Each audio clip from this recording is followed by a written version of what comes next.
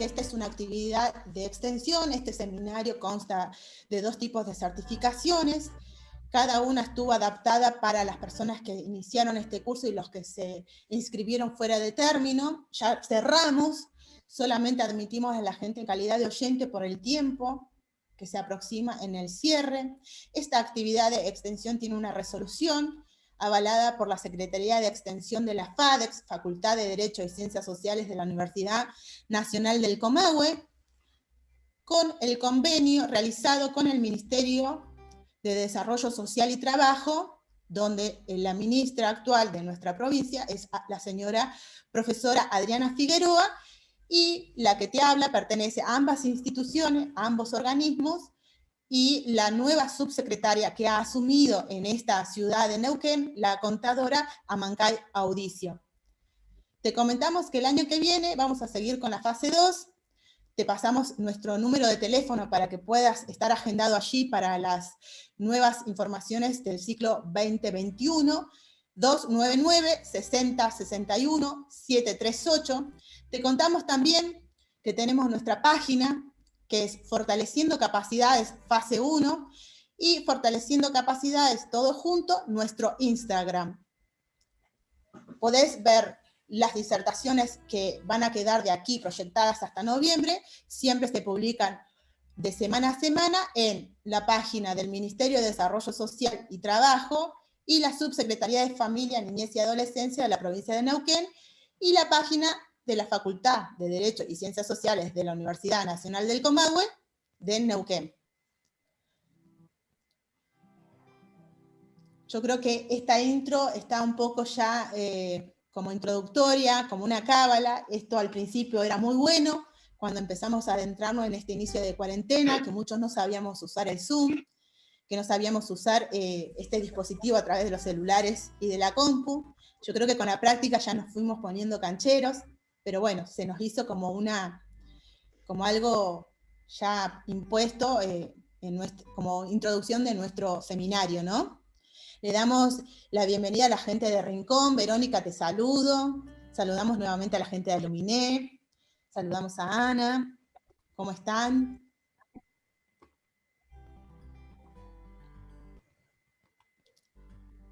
Saludamos a Verónica Zambuesa.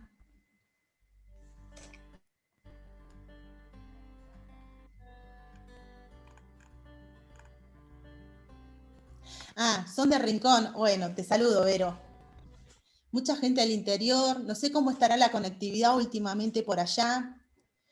Saludamos a Yeniel de Villanueva, de Andacollo. Saludo mucho a Andacollo porque han estado acompañándonos desde nuestros inicios, a la gente de Zapala también, Andacollo, Las Ovejas, gente de Chosmalal. ¿De qué parte del norte sos, Patricia, que nos escribe? Sos de Jujuy. Bueno, bienvenida, Patricia, ya te había visto en algunas otras disertaciones de viernes pasados. ¿Cómo están? Un gusto tenerte, siempre acompañándonos los viernes en vivo.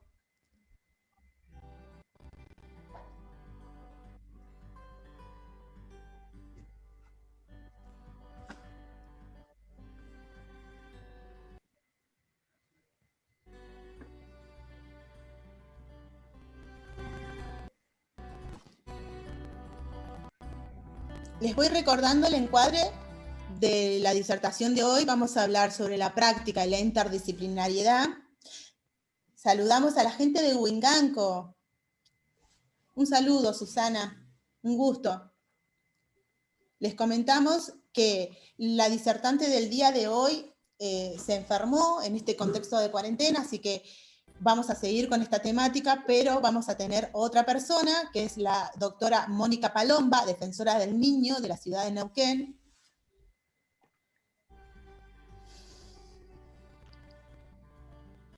Un gusto, Vero, que nos estés acompañando desde el comienzo. Un gusto, les agradezco mucho la perseverancia y la constancia de estar cada viernes, porque este espacio es para ustedes. Si ustedes no lo llenan, nosotros no podríamos seguir con esta capacitación. Bueno. les sigo comentando que la doctora Palomba no va a adentrarse en la temática de los derechos del niño. Por ahí nos confundimos cuando la presento y saben ustedes que es la defensora, adentrarnos en los derechos del niño. Vamos a hablar específicamente sobre la práctica interdisciplinaria y ella va a poder aportar desde su contexto donde trabaja, en este caso la Defensoría. Les cuento que esa temática de los derechos del niño está planificada para el 13 de noviembre, que se va a hablar los derechos del niño, niña y adolescente, del discurso a la ejecución, que muchas veces difiere de nuestra realidad, el día 13 de noviembre, con el juez de familia, el doctor Jorge Sepúlveda y el doctor Alderete. Bueno, Dani, ¿querés empezar a marcar el encuadre así yo tomo unos traguitos de mate? Bien, sí, estoy medio... Muchas gracias. Estoy ahí medio con la conectividad, medio que falla, que no falla, que bueno. Por ahí nos falla en el interior y nos falla ahora acá, ¿viste? Entonces pasa eso. Bueno, como decía vos recién, Laura, ¿qué tal? Buenas noches a todos.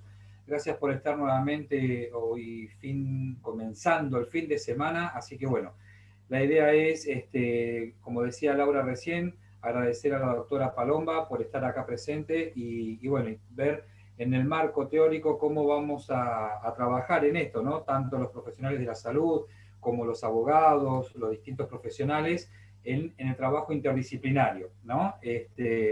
Bueno, justamente que no deja de ser una práctica y ver cómo podemos ir hacer visible el trabajo interno, ¿no? O sea que, bueno, queda abierta la propuesta hoy para poder que realicen preguntas, dudas que tengan en el trabajo interdisciplinario y como aclaró antes Laura, la doctora justamente puede, si quiere, también dar algún vestigio de lo que son los derechos del niño, pero hoy vamos a enfocarnos al trabajo interdisciplinario, ¿sí? Así que bueno, darle la palabra a la doctora, por si quiere comenzar, o Laura, no sé si Marian también quería decir algo. Aclaramos algo, vamos a hacer una mesa. A ver, Mariana. Quiero hacer una aclaración para que las personas que no tengan una disciplina, no tengan una profesión, no piensen que esto no los implica, no los involucra, sino que el trabajo que hacen los ejecutores, los operadores, los cuidadores, también es una fuente para la interdisciplina.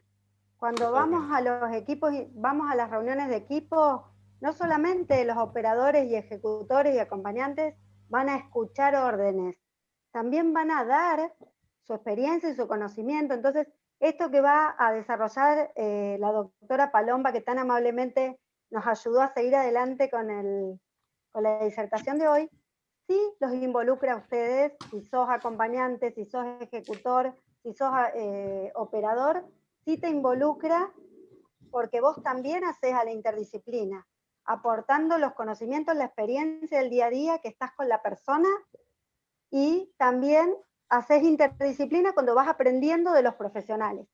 Bueno, quería hacer eso porque a veces uno sí. Como que se saca el poncho, ¿no? O dice, bueno, esto no me involucra tanto.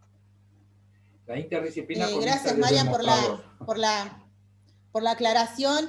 Y bueno, la doctora hoy no va a preparar una disertación como ustedes están acostumbrados todos los viernes. Esto fue algo improvisado. Preferimos hacer algo así antes de suspender y que ustedes no se enteraran, porque por el tiempo no íbamos a poder dar una difusión de informe de esto.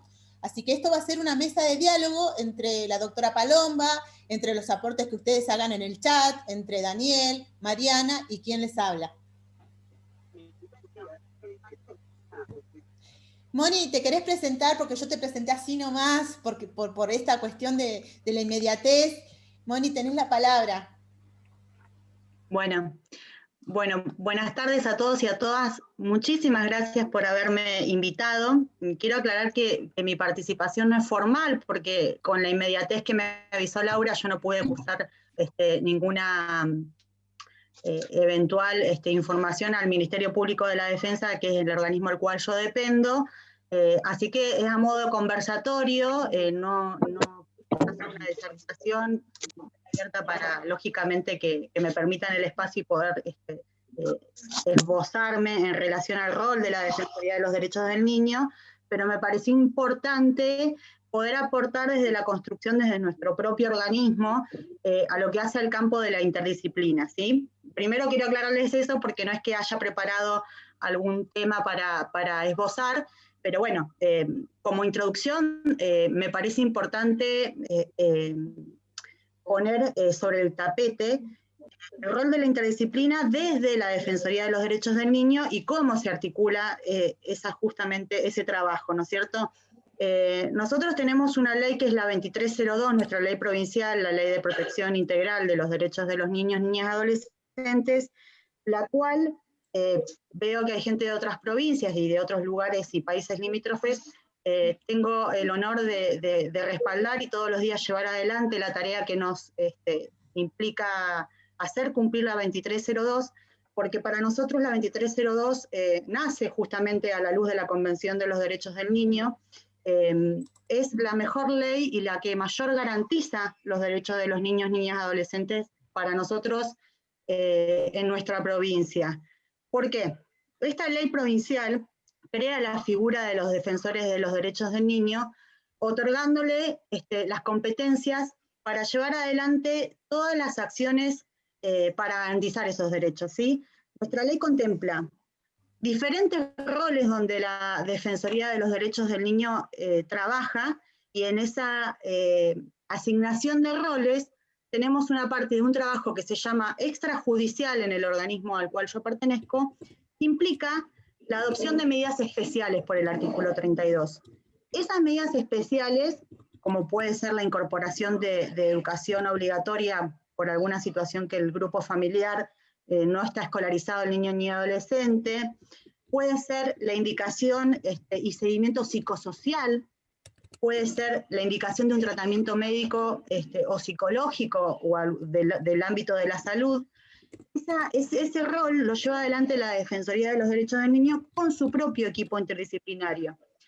En ese sentido, nosotros trabajamos en forma coordinada e interrelacionada con los organismos efectores externos, esto es, con todos los equipos psicosociales de los efectores de salud, del Ministerio de Desarrollo, porque muchas veces la demanda llega por una situación puntual de vulnerabilidad, hay que trabajar y ser observada por el equipo técnico, pero tiene un trabajo previo de esos equipos psicosociales. Y por eso la importancia de trabajar en coordinación y apoyándonos en esa tarea que ya se hizo con el grupo familiar para ver qué medidas tenemos que tomar. Si es seguir trabajando en el seguimiento de ese grupo familiar o avanzar hacia otra situación que sería la última ratio que por la Convención de los Derechos del Niño y la propia Ley 2302 sería la toma de una medida excepcional. En ese ámbito extrajudicial trabajamos con todos los organismos efectores del Estado provincial y con nuestro propio equipo técnico. Luego, si tenemos que llegar a la adopción de una medida de protección excepcional, que esto es la separación del núcleo familiar de este niño, niña, adolescente, tomamos un rol judicial, porque esa medida de protección excepcional tiene que ser presentada ante un juez de familia, que debe autorizar esa separación. Justamente diciéndole que no se han podido revertir estas causas de vulnerabilidad que lógicamente tienen que ser graves y poner en riesgo inminente al niño, niña, adolescente. No cualquier causa justifica la separación de su núcleo familiar. Y previo a eso, se tiene que agotar lógicamente el análisis de familia extensa, comunitaria o social. Es decir, si nosotros contamos con una persona del ámbito comunitario, social, que pueda albergar y cuidar mientras seguimos trabajando con este grupo familiar, es deber nuestro y de todos los operadores agotar esa instancia. La última instancia que se lleva adelante, la última medida, es la institucionalización, ¿sí? Entonces, en el rol del ámbito judicial, contamos con el equipo interdisciplinario del juzgado de familia y con lo que aporten las partes a ese proceso, porque en ese proceso es una demanda que se presenta al juzgado y los representantes legales también tendrán su abogado defensor y podrán defenderse de esto que presenta la defensoría justificando la causa de separación.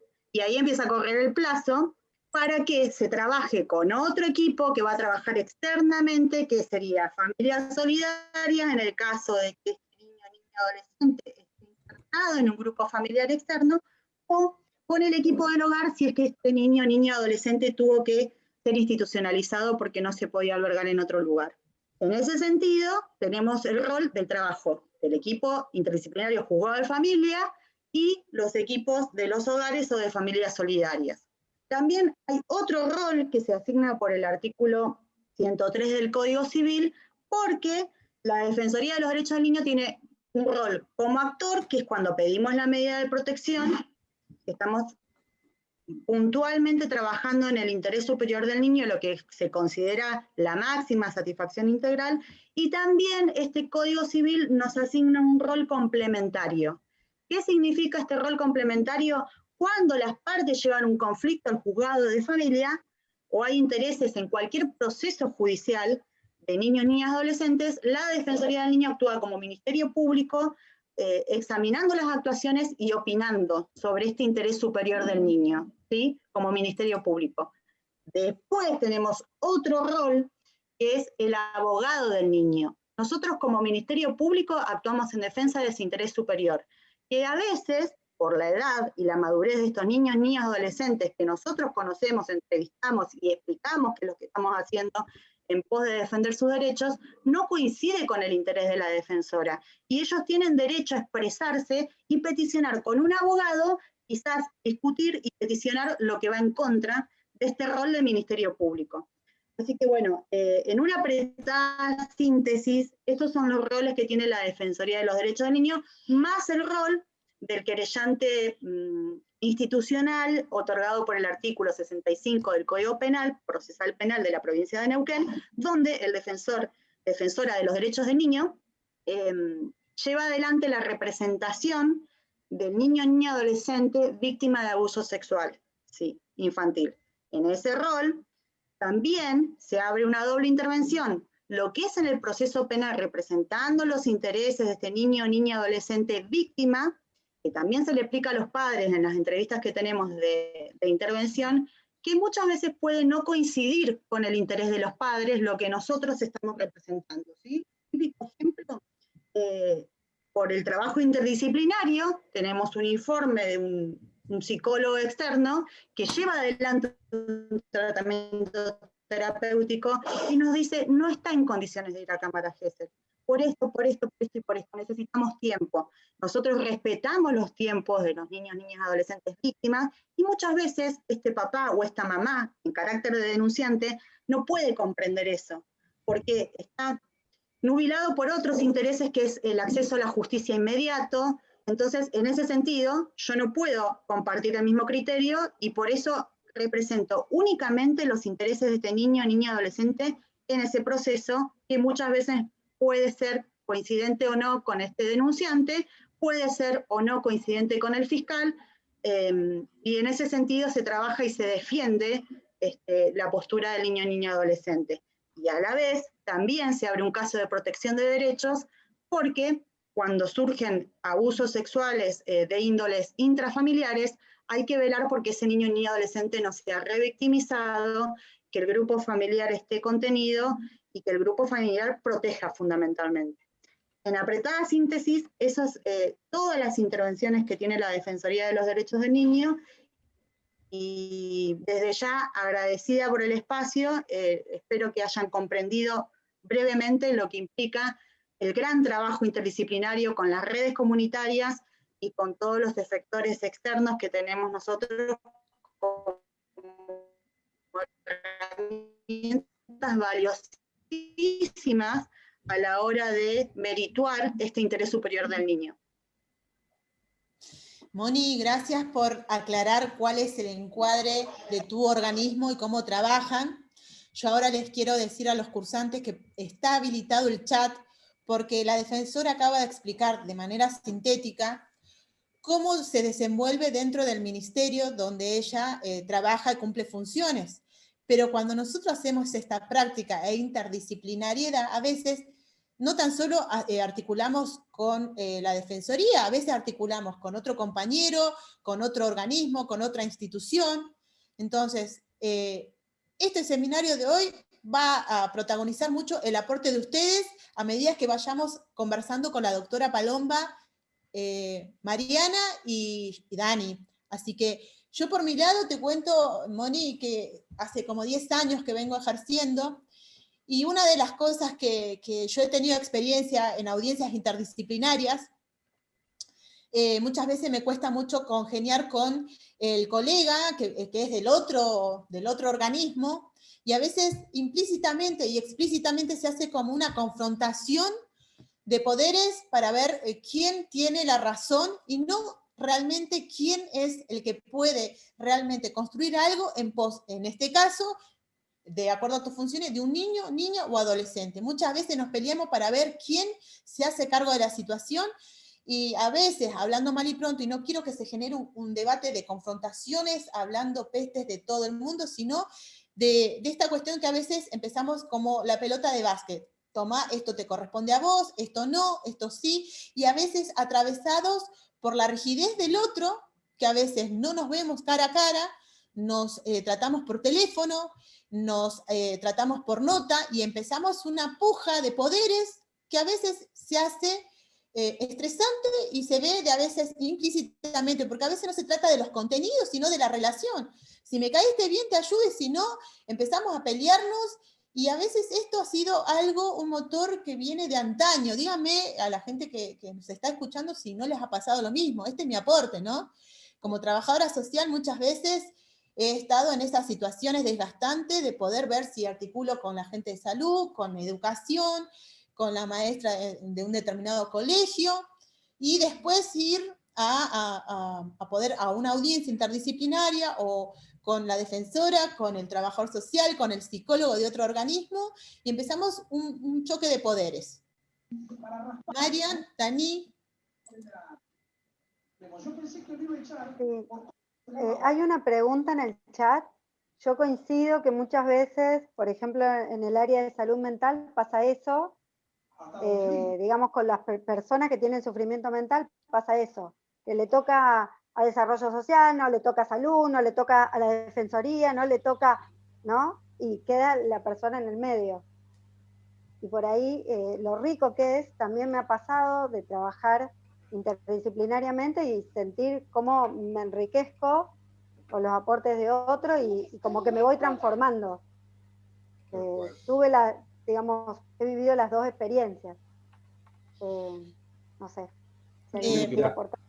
Si no, hay una pregunta sobre el rol del psicólogo. Claro, dice la pregunta, ¿podrían comentar el rol del psicólogo dentro de la defensoría? Entiendo que no es hacer pericia. ¿Podrían explicar un poco las funciones, ¿no es cierto?, dentro de la defensoría? ¿Cuál es el rol del psicólogo? Sí, es verdad, el rol del psicólogo no es pericia, porque justamente no actúa en el ámbito judicial como un perito, sino que lo que evalúa es la protección.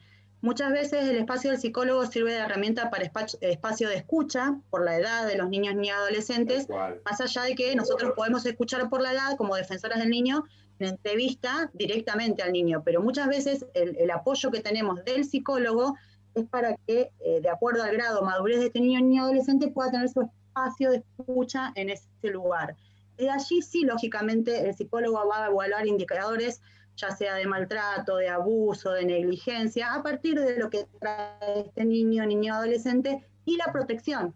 Es decir, indicar de la devolución que hace él como profesional a la defensora y al trabajador social, qué es lo que él visualiza respecto de estos padecimientos emocionales que puede advertir a través de una entrevista, y qué es lo que considera él como lo mejor para este niño, niña, adolescente, que puede ser ir a un espacio terapéutico, referenciar quién es el adulto significativo de protección de este niño, niña, adolescente, lo cual para nosotros es sumamente importante a la hora de pensar una separación del vínculo familiar, ¿sí? Por eso es importante la escucha con el psicólogo dentro de la Defensoría de los Derechos del Niño, específicamente para evaluar la protección y ver cuáles son los indicadores emocionales que este niño y adolescente presenta en virtud de la denuncia que ingresa por una comisaría, por un hospital, por una maestra de colegio.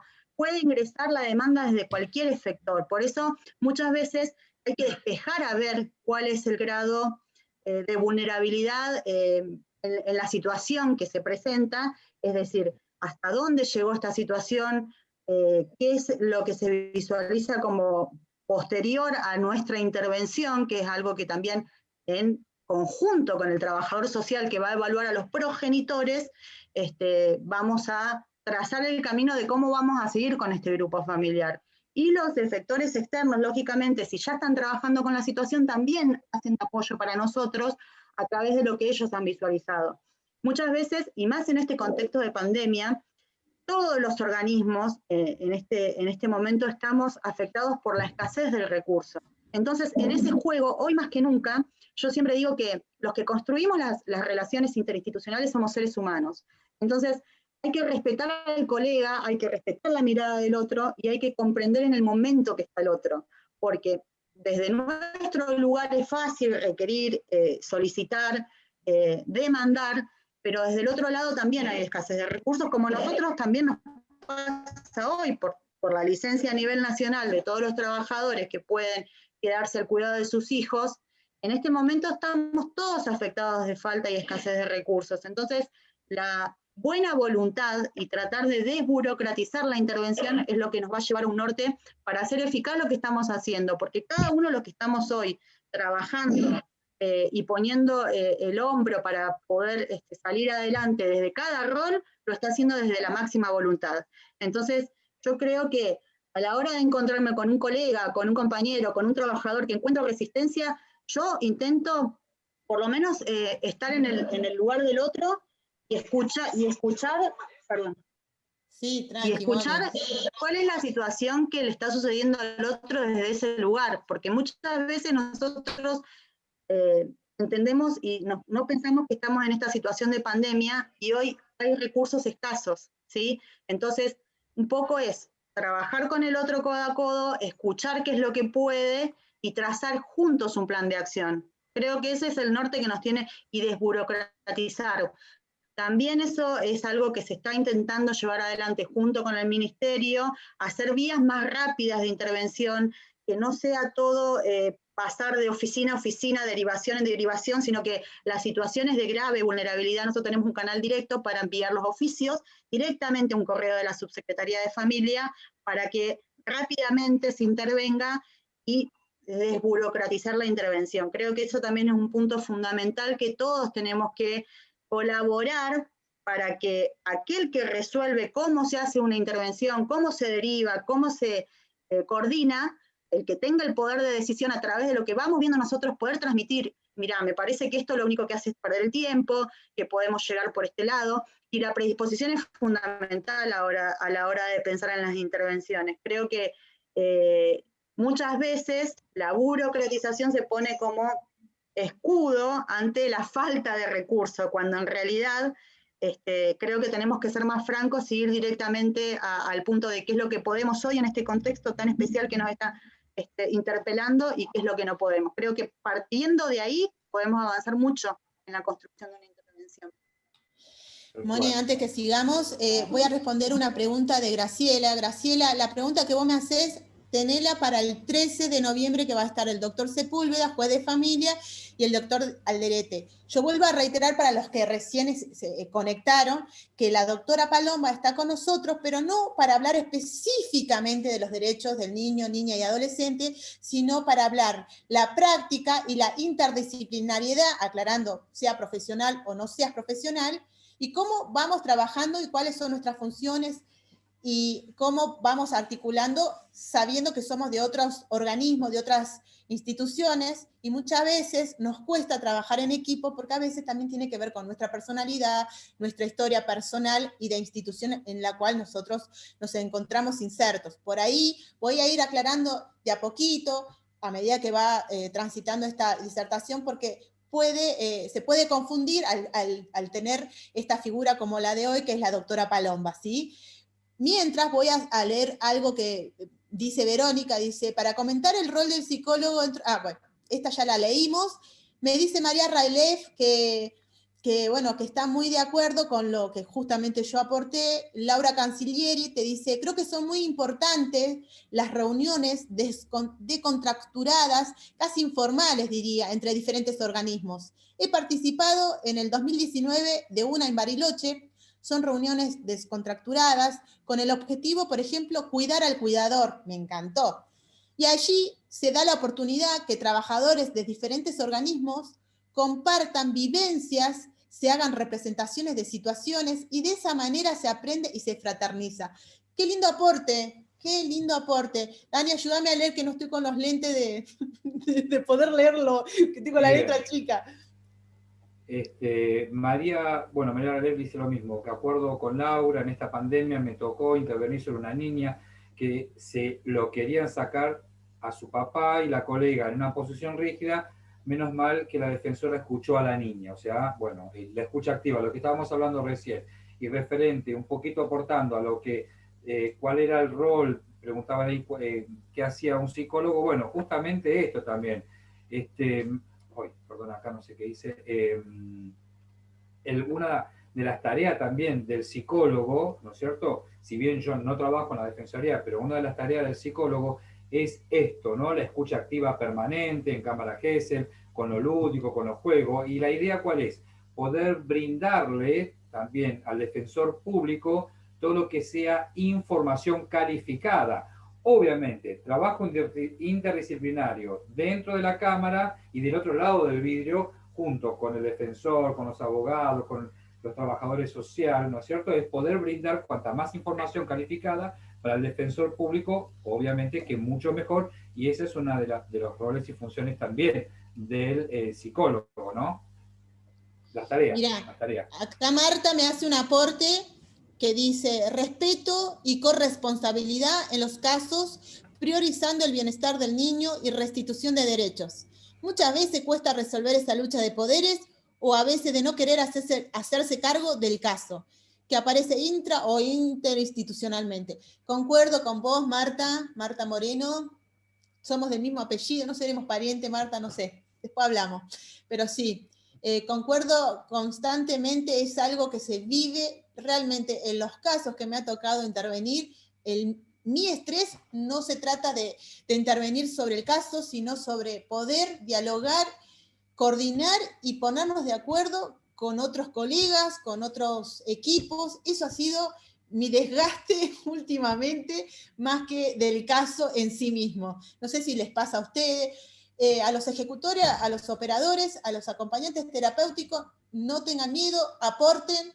Acá si nos equivocamos, estamos para ayudarnos. Escriban en el chat que está activado. Bueno, Verónica te dice clarísimo lo que estamos explicando. No sé si querés... Hay una pregunta que dice que si como cuidadora detecta maltrato en un niño, ¿a dónde tiene que acudir y qué tiene que hacer? Eso es para la doctora. Sí, primero y principal, reportarse con la persona a la cual tiene que responder, que puede ser un director provincial, depende de qué organismo sea con el cual está trabajando, pero directamente a la Defensoría de los Derechos de Niños se puede hacer llegar la demanda en este momento mediante mail, se puede canalizar mediante la denuncia en una comisaría, se puede canalizar por un montón de lugares que a nosotros nos hacen llegar la información, pero principalmente, en primera instancia, a la persona de cual está dependiendo este cuidador o cuidadora, que puede ser a salud, puede ser al Ministerio de Desarrollo.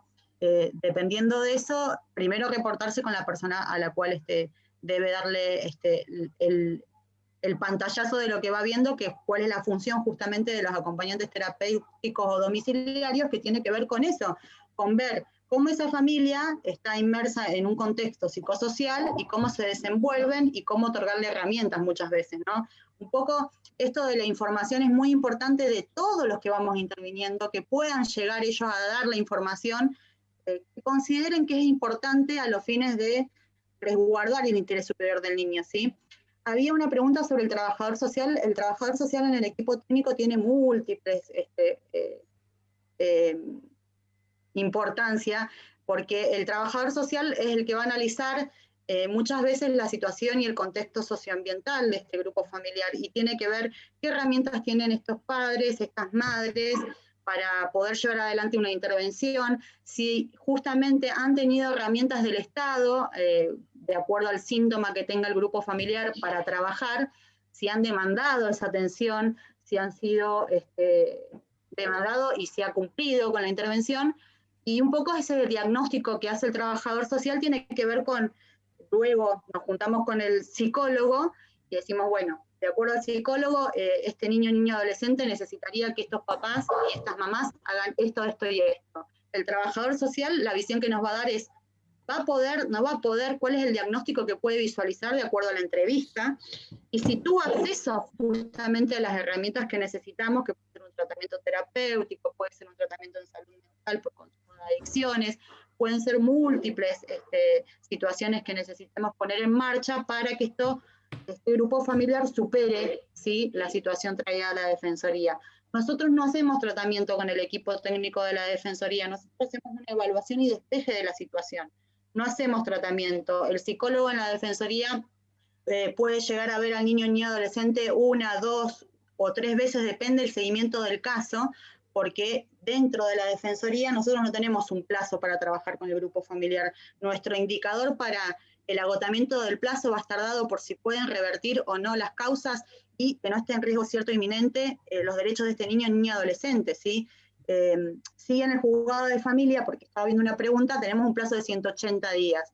En contexto de pandemia se van analizando los plazos porque al principio de la pandemia se cortaron todas las vinculaciones y se fue trabajando caso por caso para que se pueda buscar una forma de revinculación por videollamadas, por el contexto en el que estamos atravesando, para que los equipos de los hogares puedan llevar adelante la intervención con los representantes legales en el caso de que ese grupo familiar pueda trabajarse para revertir las causas del conflicto. También hay que hacer una disquisición entre lo que es una medida de protección, protección excepcional de un niño de corta edad, de primera infancia, a lo que es un adolescente. Son distintos los tiempos, son distintas las intervenciones y son distintas las intervenciones sobre cómo nos vamos a proyectar. No es lo mismo un niño de primera infancia que, agotado el plazo de la medida excepcional, nos surge tomar una decisión, nos surge porque tiene todo un camino por delante para poder llevar adelante la inserción en una familia. No es lo mismo un adolescente, también decide por la edad querer o no querer ser adoptado. Entonces, cuando nosotros tenemos un adolescente que nos dice, no quiero ser adoptado, tenemos que pensar en otro tipo de intervención.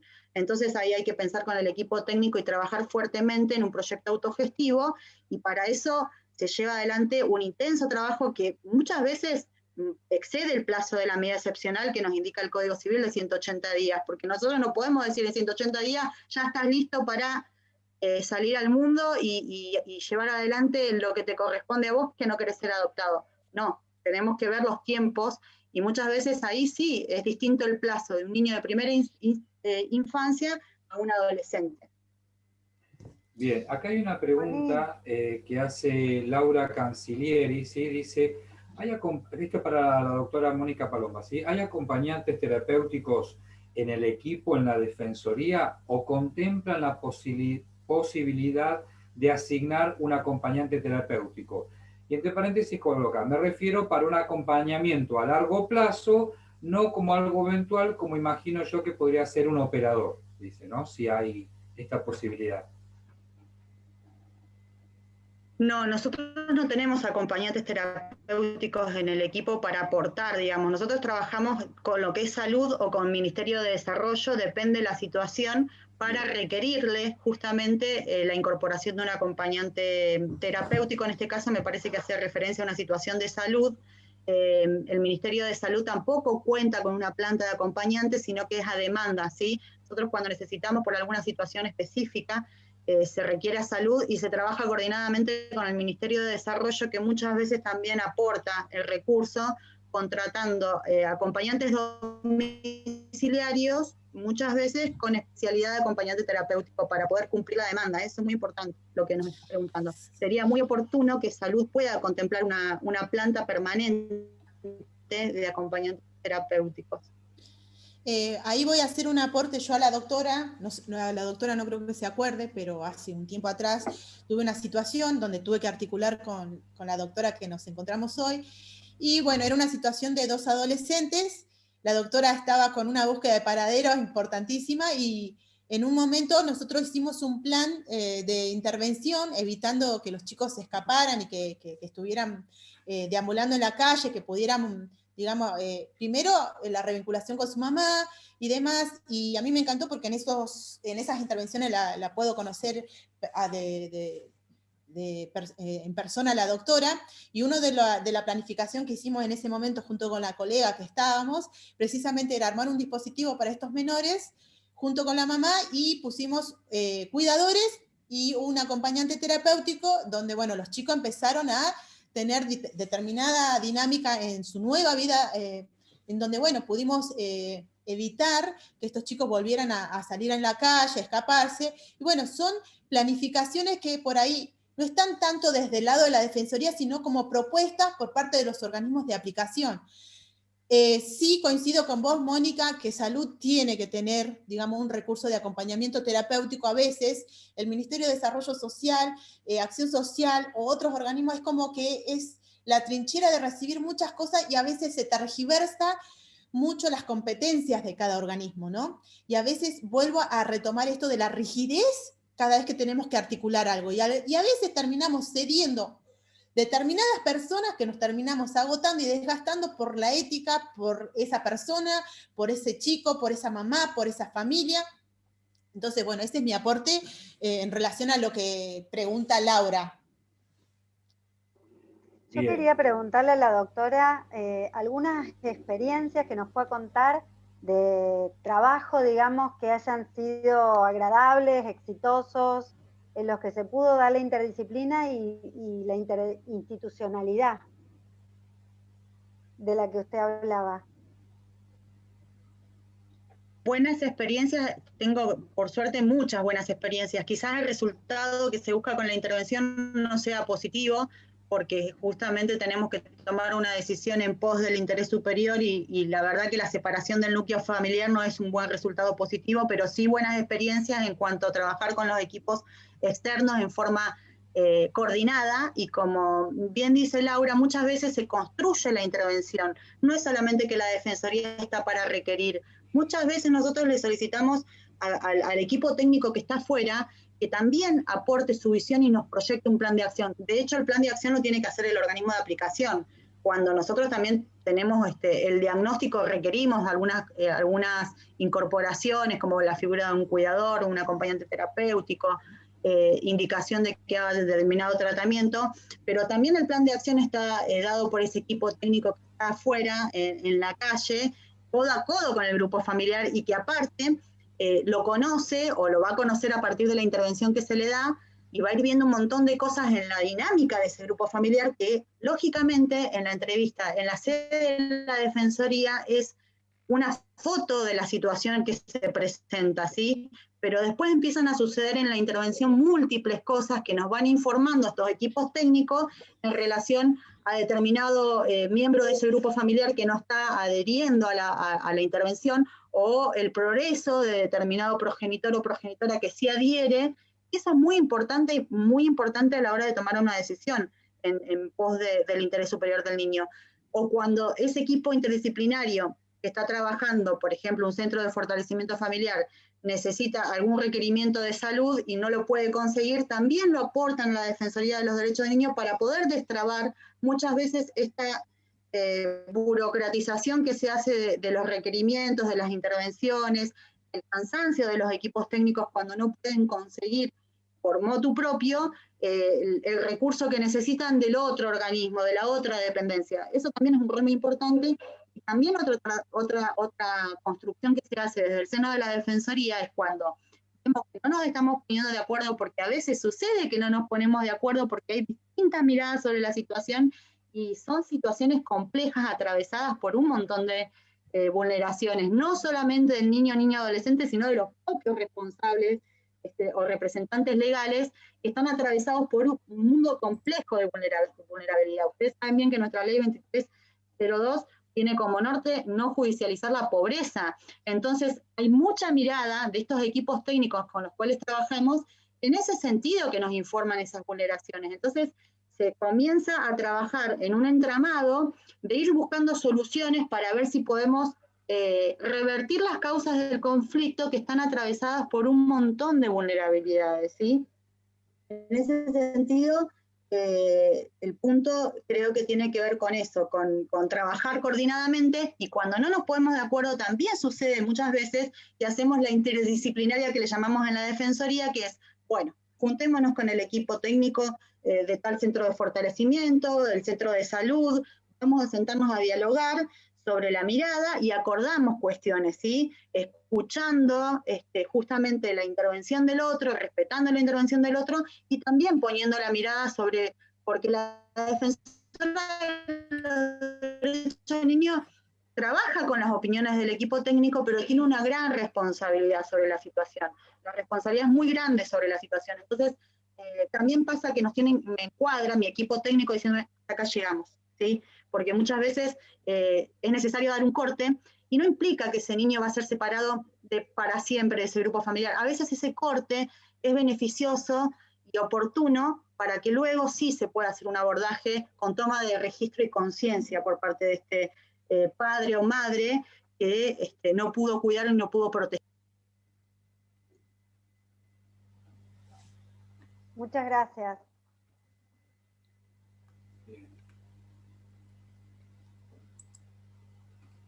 A ver. Acá hay una... bueno, no sé si querés leer, Laura, lo que dice Zulma Pugni. Léelo porque dice, estoy con los otros lentes. Bueno, dice que hace poco hubo un caso de abuso sexual de un niño por su padre y la jueza interviniente le dio prisión domiciliaria y en ese periodo abusó de sus otros 2 hijos. Doctora Palomba, ¿qué ocurre a veces que se resuelve sin tener que dar cuenta, bueno, los derechos? ¿Qué opina además de la revinculación con el victimario, como muchas veces se resuelve?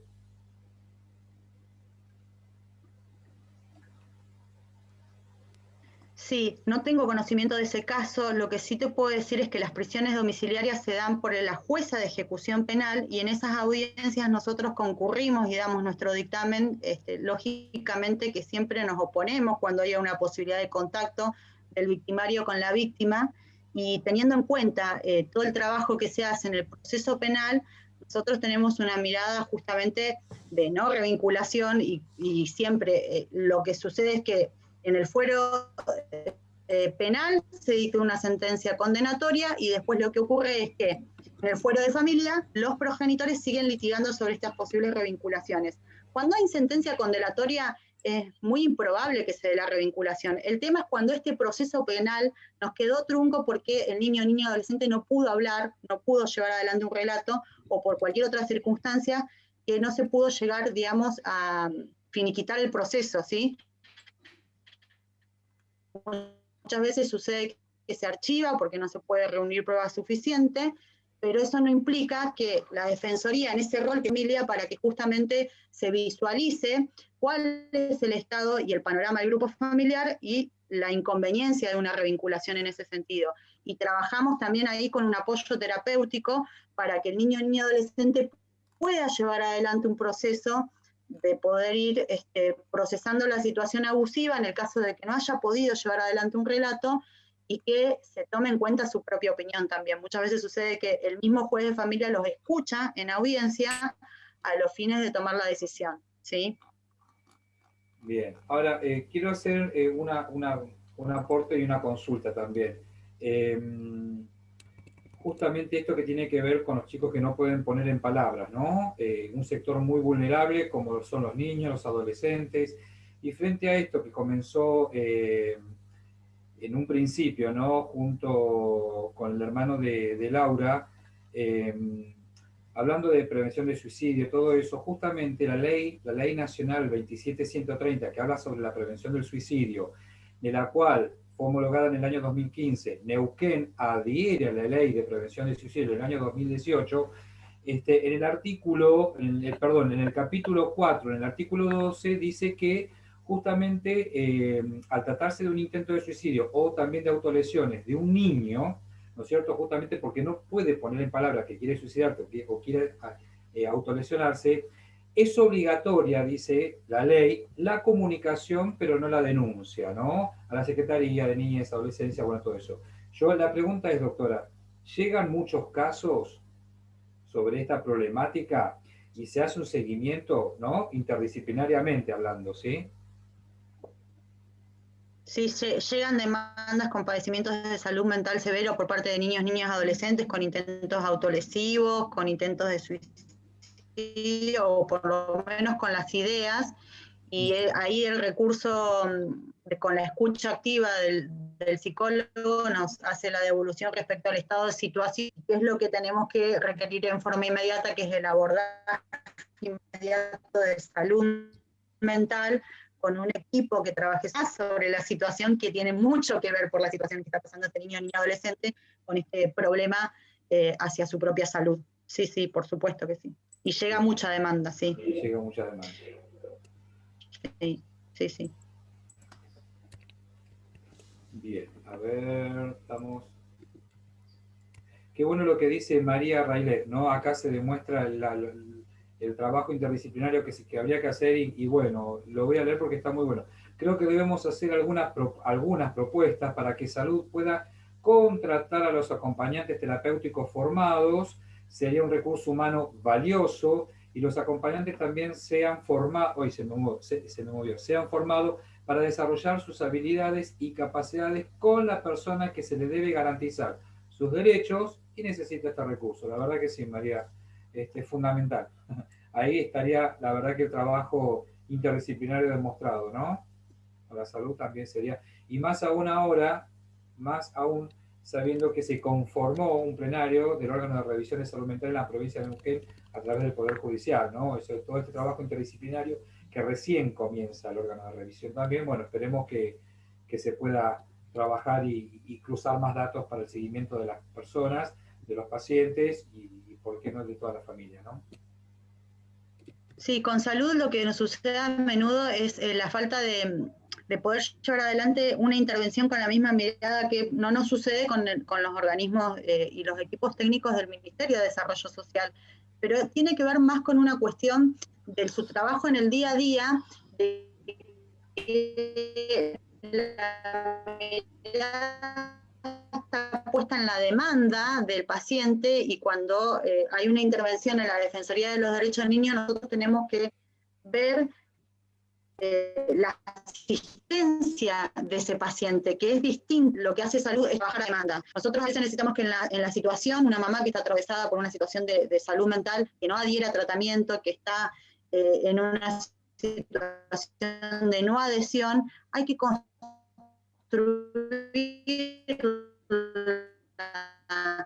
y tenemos que llevar adelante estrategias en común para construirla y muchas veces nos cuesta ponernos de acuerdo, una distinta mirada sobre la intervención, que no todos los efectores de salud cuentan con equipos psicosociales, que es distinta la intervención cuando hay un equipo psicosocial que cuando no la hay claramente. Entonces ahí hay como una pata que tenemos que trabajar en forma coordinada y que nos queda camino por recorrer, y que eso es un poco el órgano de revisión de salud mental lo que está trabajando en este momento. ¿Cómo hacemos coordinadas las intervenciones y vamos hacia el mismo norte? ¿Sí? Tal cual, esperemos que se Sí, pueda... quería agregar algo a eso que me parece muy importante, destacando lo que acaba de decir la doctora, que la interdisciplina también implica el entrecruzamiento de distintas miradas teóricas sobre la misma situación. Por eso a veces es tan difícil, porque yo veo esta situación de una forma y el otro la ve de otra. Y es poder encontrar un punto en común para ayudar a esa persona, digamos, o a ese grupo familiar o lo que fuere.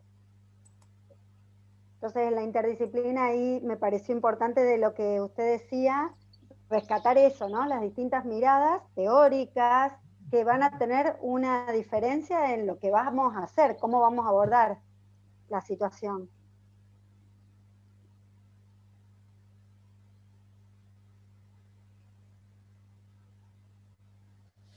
sí, totalmente, Mariana, totalmente. Lo teórico es algo que a menudo nos sucede, que la preparación teórica depende del equipo técnico y la mirada que tenga, toca contra nuestra propia intervención muchas veces, porque en esto, digamos, cómo yo construyo la demanda cuando nosotros necesitamos correr atrás de la situación para que se intervenga inmediatamente. Y ahí hay todo un tema teórico que aprendido a lo largo del transcurso de mi función, que tiene que ver con eso, con la mirada en la propia intervención, pero a veces cuando está involucrado el interés superior del niño, tenemos que hacer otra revisión sobre la intervención, porque no es lo mismo una paciente, una mamá o una adulta con un padecimiento de salud mental que no quiere adherir, no es lo mismo a una mamá con padecimiento de salud mental que puede perder a sus hijos si no lleva adelante ese proceso. Es un derecho humano también el derecho a que acceda a un tratamiento de salud mental y no la no adhesión por un uniforme frío. Lo digo así porque nos ha pasado, hemos tenido esas situaciones.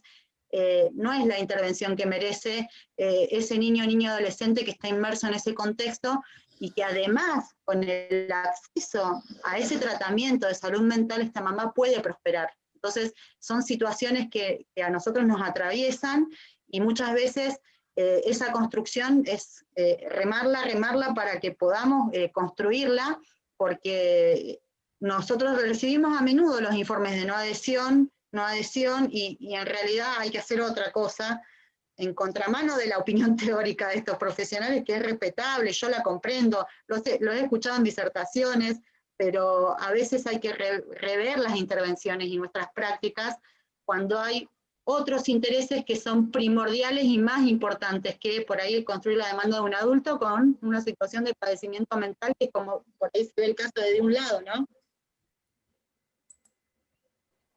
Claro, claro.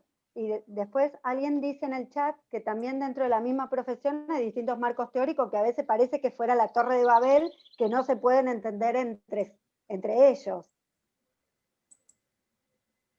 Y hago un aporte como formadora de acompañantes terapéuticos, que justamente el acompañamiento terapéutico surge para estos casos de difícil abordaje o de dificultades en la adhesión al tratamiento, ¿no? Entonces que puede ser como un puente en estas personas que no quieren adherir al tratamiento o que tenemos que ir construyendo la demanda.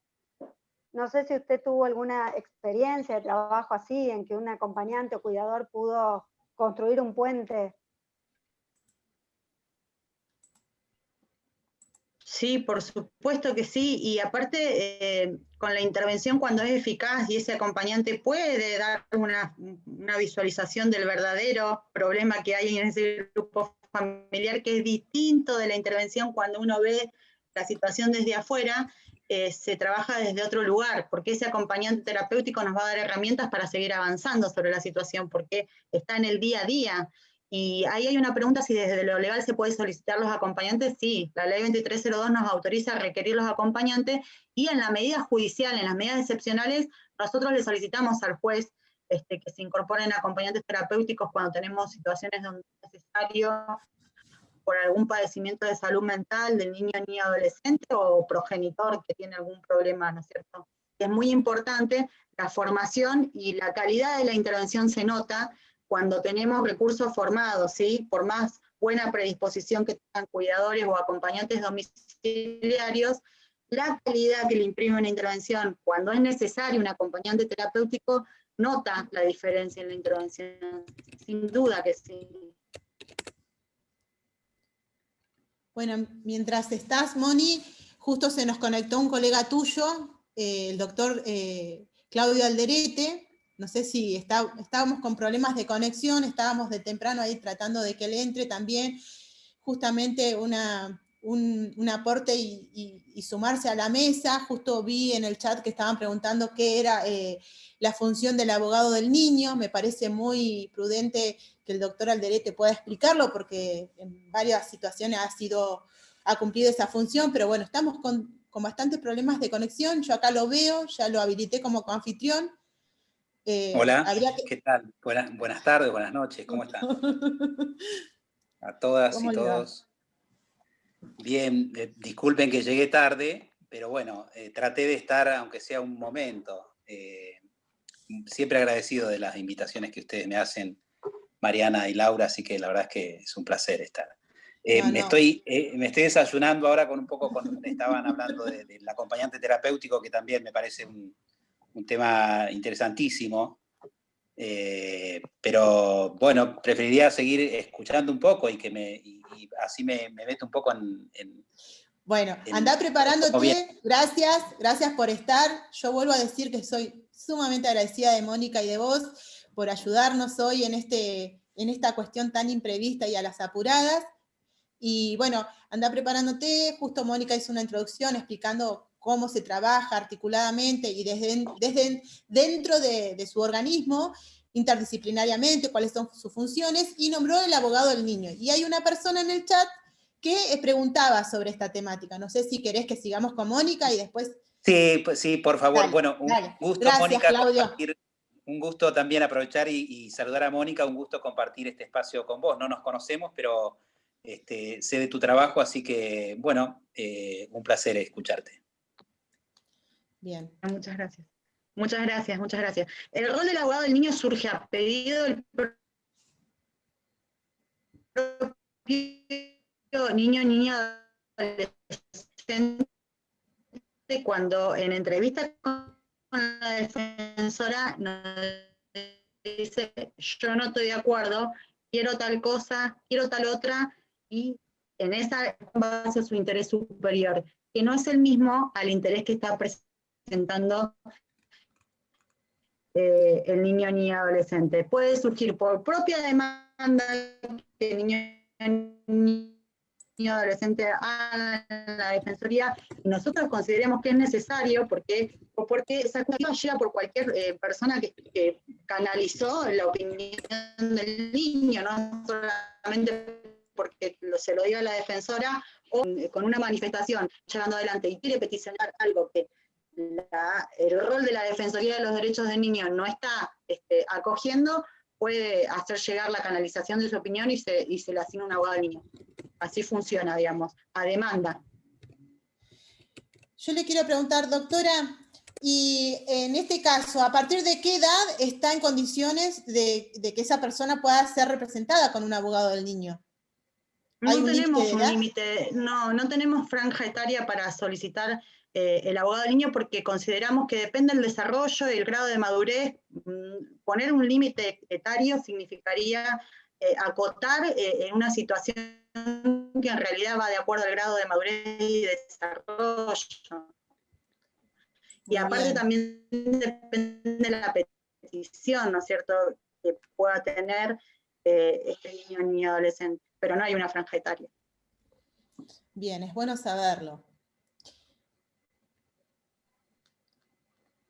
María. Sí, y no es recomendable tampoco, ¿sí? Poner una franja etaria para ningún tipo de cuestión donde ellos tengan que emitir su opinión. Sí tenemos en el Código Civil algunas franjas etarias para determinadas cuestiones, como decidir sobre su adopción o los tratamientos de salud, invasivos o no invasivos, pero para poder canalizar con un abogado del niño, siempre y cuando tenga un grado de madurez y desarrollo de poder decir qué es lo que quiere, es canalizable, porque es su propio interés y hay que escucharlo, y válidamente puede peticionarlo, ¿sí?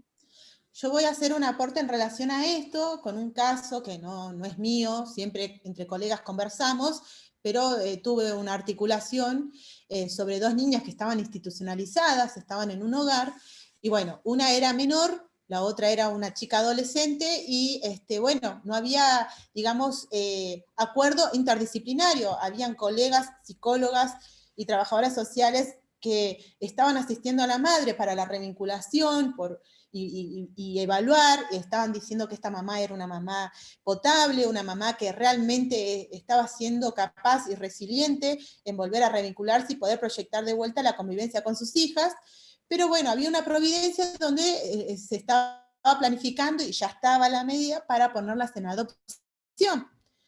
En esa situación,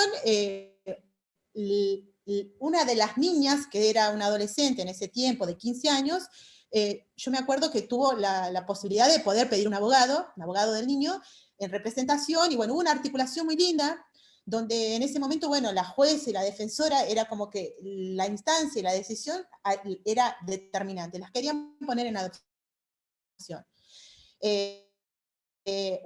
La mayor no se iba a adopción, se volvía con la madre, y la menor sí. Y bueno, en ese momento los profesionales decidieron de que no, que eran dos hermanas que tenían que irse juntas, volver a proyectar su vida juntas, y bueno, hubo un trabajo muy lindo interdisciplinariamente, donde hubo mucha confrontación de decisiones, y bueno, se pudo, digamos, dar como un final feliz, por así decirlo, ¿no? Porque era una adolescente que estaba capacitada para expresarle a esa defensora, a esa jueza, de que ella quería volver con su mamá, una niña que lloraba mucho y que deseaba volver a estar con su mamá y con su hermana, y bueno, y un buen trabajo de ese abogado del niño con el defensor que la representaba a la madre en ese momento.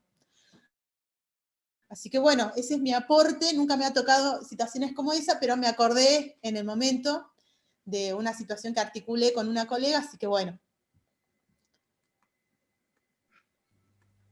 Qué bueno eso, Laura, porque acá responde... Perdón, había una pregunta que decía acá Vane Jiménez, no sé cómo pregunta, pero hay una afirmación, y responde esto que decías vos, que decía, comenta acá Vane, que quisiera saber más en relación a la posibilidad de que el niño cuente con un abogado propio cuando la defensora no acompañe todavía su decisión, ¿no es cierto? Bueno, un gusto saludar al doctor Alderete. ¿Qué tal, doctor? Nos conocemos de otro ámbito también. ¿Cómo estás, Daniel? Sí, Bien, bien. Entonces, igualmente, gracias. Responde Laura esto que decías vos, quizás, ¿no? De si la posibilidad de que el niño cuente con un abogado. Obviamente que sí, también quiero entender que sí.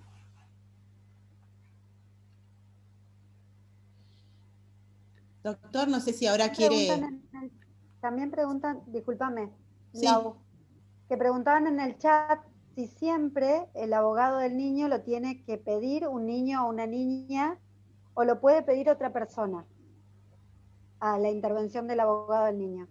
No, por eso yo decía que la escucha activa de todos los que estamos trabajando en las situaciones de abordaje con niños, niñas, adolescentes, en la escucha activa, puede surgir, incluso a veces surge en la misma entrevista que tiene con la defensora, que se le explica y se le sugiere, digamos, que lo tenga, cuando todavía no tiene, digamos, por demanda propia, porque nos sucede a menudo, digamos, que no vamos en la misma sintonía y nos están pidiendo cosas que nosotros, en nuestro rol, resguardar este interés superior, no es la petición que nosotros vamos a presentar. Entonces, cuando nos encontramos en esa entrevista con esa escucha activa, se le informa que puede tener derecho a un abogado y peticionar conforme a su propio interés, ¿sí? Que en este sentido, a veces no es el mismo interés de la defensora de los derechos del niño, y es importante para la misma biografía y el impacto a nivel personal y emocional que su propia historia va a imprimir.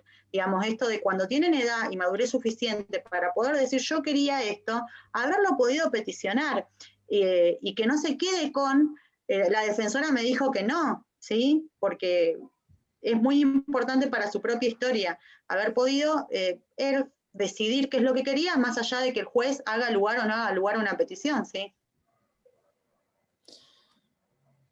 Bien, yo por ahí quería preguntarle al doctor Alderete, porque para las personas que son de otras provincias, les cuento que el doctor Alderete es defensor, pero no de la ciudad de Neuquén, sino a unas 6 horas en movilidad en una ciudad que se llama Zapala. Y bueno, la articulación y el trabajo interdisciplinario yo creo que es diferente. No sé si quiere aportar un poco en relación a esto que estamos hablando, doctor, como para, bueno, sí, para dejar descansar un poco a la doctora Paloma. Sí, no, comparto obviamente sí. todo lo que... En realidad escuché atrás, perdón, me voy a salir un poquito porque están mis nenas abajo y escuché como alguna interferencia, voy a ir a ver. Dale, Moni. Sí, primero, bueno, comparto, por supuesto, todo lo que comentó Mónica, y quería, ahora me meto con el abogado del niño, pero porque me parece muchas cosas muy ricas para compartir desde ese lugar. Pero también quiero esperar que esté Mónica, porque me parece importante compartirlas con ella.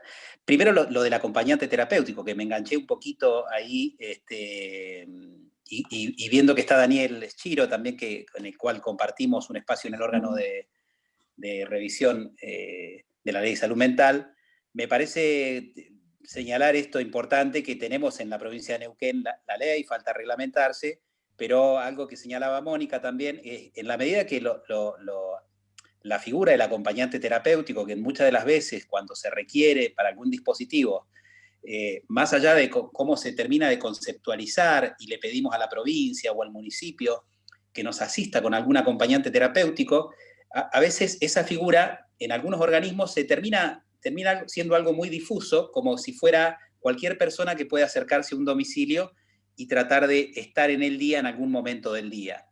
Eso no es el acompañante terapéutico. Por supuesto que la figura está muy, muy, muy lejos de ser ese tipo de situaciones. Lo que sucede en la práctica es que ciertamente los municipios, la provincia, y en la provincia en realidad no se cuenta con los recursos humanos idóneos en calidad y en cantidad que uno quisiera.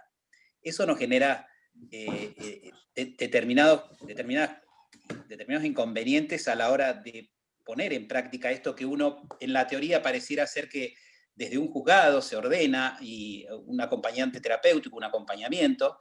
Entonces a veces cuando sucede que el recurso humano no está preparado y lejos de generar una armonía en ese acompañamiento, en ese dispositivo, se genera todo lo contrario. Esto además trae como consecuencia que después se termina estigmatizando a quienes debemos acompañar en la resolución de sus inconvenientes. Entonces aparece como, no, es imposible de acompañarlo. No, lo que falla muchas veces son los recursos. Y fallan justamente porque no tenemos la formación del Estado, no ha generado esa formación necesaria con intensidad y con la calidad que se requiere en los recursos con los que cuenta a veces. Más allá del esfuerzo individual que uno reconoce en los trabajadores y las trabajadoras que le ponen a la situación, pero también es reconocer esto, que hay situaciones muy complejas en las cuales se necesitan tener una formación mínima. Entonces, cuando eso no está, lo que generamos es una situación mucho más compleja de la que queremos resolver. Eso me pareció oportuno mencionarlo. Y por otro lado, ahora metiéndome en esto de la abogada del niño, yo puedo hablar desde dos dimensiones muy particulares en esta figura. Primero, como niño institucionalizado que fui, como niño y adolescente. Mi historia personal da cuenta que yo me crié en un hogar de niños en la provincia de Buenos Aires, con lo cual puedo hablar con absoluta certeza de lo que significa estar institucionalizado. Es decir, es una situación que no me la va a contar nadie. Lo digo en el buen sentido, ¿no? La reconozco, la conozco y la sé con absoluta precisión a esa vivencia, porque viví casi la mayor parte de mi vida institucionalizado en un hogar de niños en la provincia de Buenos Aires. Entonces puedo hablar desde esa experiencia personal y por otro lado de la experiencia que después la vida me puso en un lugar de estar defendiendo niñas, niños y o adolescentes, ¿sí? Y desde ese lugar, podríamos estar hablando toda la noche de hoy, mañana, pero bueno, voy a tratar de hacer un breve resumen. En mi experiencia en el acercamiento que uno, cuando me tocó en oportunidad de defender a adolescentes, hay algo que uno tiene que tener muy en cuenta y que es la teoría es maravillosa. La cuestión es después cómo a esa teoría primero tratamos de imponer la empatía y la inmediatez con quien vamos a defender, ¿sí? A quien vamos a acompañar. A mí me gusta a veces mucho más decir acompañar, sea desde el punto de vista jurídico, de cualquier lugar, pero acompañar en la resolución de me parece un concepto mucho más apropiado. Y desde ese lugar uno puede hacer esa defensa de manera formal, presentándose en un expediente sin ningún tipo de compromiso, o asumiendo un compromiso que implica compartir desde el primer escrito que uno va a presentar todas y cada una de las estrategias, las presentaciones y fundamentalmente entrevistarse con esa niña, ese niño, ese adolescente desde un lugar desde el cual uno comience a generar esa confianza que requieren o que se requiere para que la situación sea mucho más beneficiosa. Nosotros y nosotras en esas situaciones somos perfectas desconocidos. Es decir, una adolescente, un niño, una niña que está atravesado por un proceso judicial y encima le dicen que le van a designar una abogada del niño, más allá de que la figura lo que pretende es, por supuesto, defender su interés, en ese primer acercamiento somos perfectos desconocidos, ¿sí? Perfectos desconocidos que volvemos a aparecer en la vida de alguien y que representamos una institución sobre la cual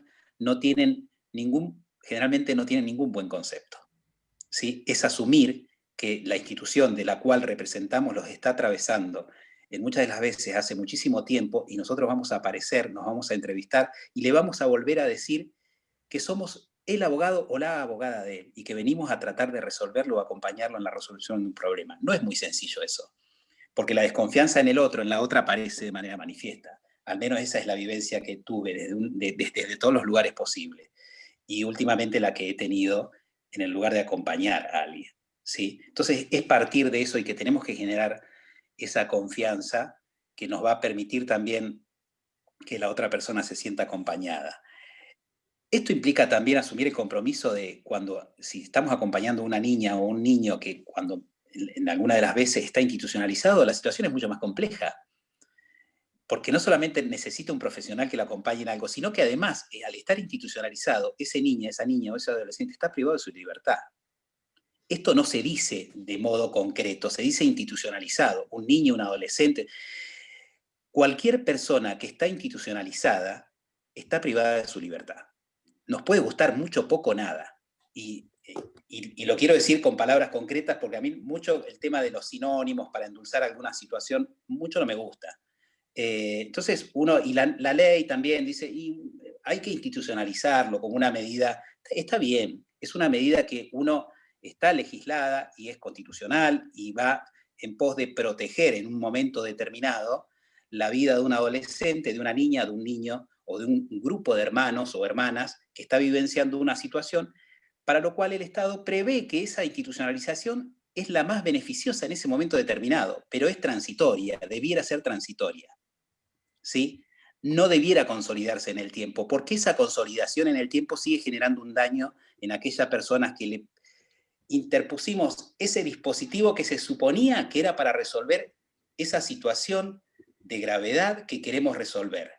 Entonces, nosotros, si vamos a acompañar a alguien que está institucionalizado, tenemos que ir a verlo todas las veces que sea necesaria, ¿sí? Acá ahí aparece el interés superior del niño o del adolescente. Aparece ese interés superior por encima del interés superior de cualquier funcionario, funcionaria o de cualquier institución. Esto implica movilizarse, ir a la institución, verlo, entrevistarse, atenderlo, llamarlo, preguntarle cómo está, qué necesita. ¿Sí? Yo me emociono cuando cuento estas cosas, porque me parece que tiene que ver con eso. Porque si no mencionamos eso desde ese lugar, seguimos diciendo, el niño está institucionalizado. Sí, está institucionalizado y está bien, es cierto, pero está privado de su libertad transitoria, ¿sí? de su libertad ambulatoria, y eso debiera ser de modo transitorio, ¿sí? Si esa situación nosotros dejamos que se consolide en el tiempo, lo que estamos haciendo es haciéndole perder vida a esa niña, a ese niño, a ese adolescente, ¿sí? Esto hay que decirlo, nos guste o no nos guste. Yo formo parte de una institución que es el Poder Judicial. Muchas de las que están acá me conocen y saben que formo parte de esa institución. Pero del mismo modo reconozco que la institución en sí, como estructura, muchas veces hace las cosas mal, ¿sí? Hacemos las cosas mal. Entonces, y en esto, por eso quise partir reconociendo estas dos dimensiones desde las cuales yo puedo conversar este tema de la institucionalización. Desde la historia personal de haber estado institucionalizado una gran parte de mi vida, y por otro lado, desde la posibilidad posterior después que me dio la vida de acompañar desde la profesión a personas que estaban en esa situación. Y no se puede hacer un acompañamiento si no se está en el lugar donde esa persona está viviendo, porque yo necesito saber si existe un solo teléfono, si hay 5 teléfonos, cuántas niñas, niños o adolescentes hay, ¿sí? Porque después decimos, bueno, que se comuniquen telefónicamente.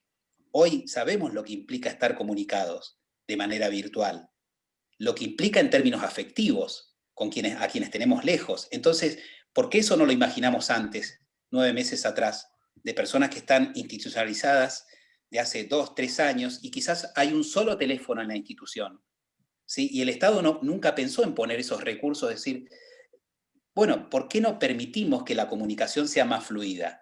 En algunos casos, esa comunicación, por supuesto, debe ir acompañada de otros profesionales que son, y acá la interdisciplina para mí es sustancial, algo llegué a escuchar, pero lejanamente la mirada jurídica va a poder resolver este tipo de situaciones si no es con el acompañamiento y la opinión de otras tantas disciplinas que tienen que nos pueden a mirar un montón de cuestiones que nosotros no llegamos a ver, ¿sí? Desde lo jurídico.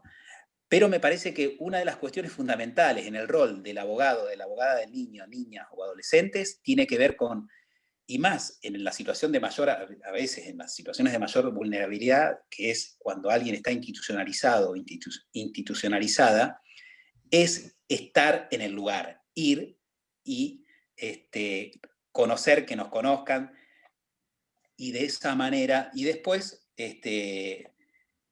no estoy diciendo nos tenemos que hacer amigos, amigas, porque uno tiene que reconocer los límites, pero la inmediatez no implica necesariamente ser amigo o amiga de la persona que estamos acompañando. La inmediatez tiene que ver con la posibilidad de conocer también al otro y ver cómo podemos ir encontrando las alternativas mejores que nos permitan solucionarle esa cuestión concreta, que muchas de las veces es salir de esa institución, ¿sí? Salir de esa institución y vivir su vida fuera de la institución, con un dispositivo que será, que le vaya generando autonomía, regresando con su familia, tratando de encontrar una familia adoptiva, tratando de encontrar algún referente afectivo, ¿sí?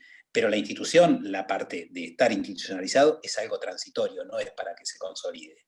¿Sí? Si nosotros dejamos que eso consolide y seguimos hablando de la institucionalización, olvidándonos que es la privación de la libertad, aun cuando sea en un periodo breve, nos estamos olvidando de una parte importante que tiene que ver con el tiempo, la vida de esa persona vulnerable que nosotros tenemos que acompañar a salir de ese lugar.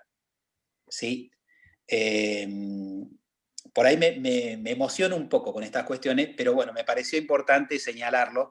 Y después hay otra cuestión concreta que a mí me gusta contar y trato de hacerlo las veces que puedo, que tiene que ver cómo después, si yo estoy acompañando a un adolescente o una adolescente de 13, 15, 17 años, tratar de imponerle mi lenguaje y el lenguaje que uno maneja jurídicamente es un poco complicado, ¿sí? En esto del lenguaje, un lenguaje sencillo, formal, llano, hay que ver cuál es el lenguaje más adecuado, ¿sí? Si el lenguaje más adecuado tiene que ver con usar argentinismos, por supuesto, siempre el límite es el respeto por el modo en que nos manejamos, pero tiene que ver entonces con ir derribando esas formalidades que impone la estructura judicial para que el otro pueda entender bien qué es lo que estamos haciendo, o la otra. ¿Sí? Si no, le demostramos escritos que no, es decir, si eso lo podemos conversar, y se supone que un escrito es una conversación con el otro de manera escrita, no es más que eso. ¿Sí? Entonces, si estamos representando a una niña, a un adolescente, ¿por qué no utilizar un discurso que sea afín para que de su sola lectura también pueda leerlo e interpretarlo? ¿Sí? Esto no quita que yo utilice algunos tecnicismos, pero me parece que acá la cuestión informal respecto del acompañamiento se impone de manera importante. Esto a veces se ve en algunas cuestiones que tienen que ver con que el formato de lectura fácil, en algunos procesos en los cuales intervienen algunas personas con discapacidad, en los cuales requieren algún ajuste en la escritura. Pero esto hay que tenerlo en cuenta también con que el lenguaje sencillo nos resulta útil a todos y todas, ¿sí? Entonces, de a poco en algunos ámbitos se va encontrando ese espacio de dejar de estar poniendo cosas demasiado técnicas, demasiado formales, cuando lo mismo se puede pedir, y si estamos representando a alguien que además le vamos a decir que firme ese escrito, entonces que ese escrito trate de representar su voluntad, y su voluntad también se puede representar haciendo énfasis en su vocabulario, en su lenguaje, en su modo de vivir, ¿sí? En su modo de vivenciar, en el caso concreto, cómo está vivenciando esa institucionalización. Por supuesto, a una jueza, a un juez le puede gustar mucho, poco, menos, ¿sí? El límite es el respeto. Si no le gusta, bueno, en la medida que sea respetuoso, el escrito va a estar manifestando la voluntad de quien estamos acompañando. Me parece, esto es un poco lo que puedo decir al respecto, y sí puedo decir también que la figura de... Quiero meter un poquito la cuchara. ¿Puedo? Porque esto sí, del lenguaje me parece muy importante también en la construcción interdisciplinaria, porque a veces parece que las distintas disciplinas, cada uno hablar con términos técnicos como para que el otro otra disciplina no lo entendiera. Claro. Sí, yo comparto totalmente, Mariana.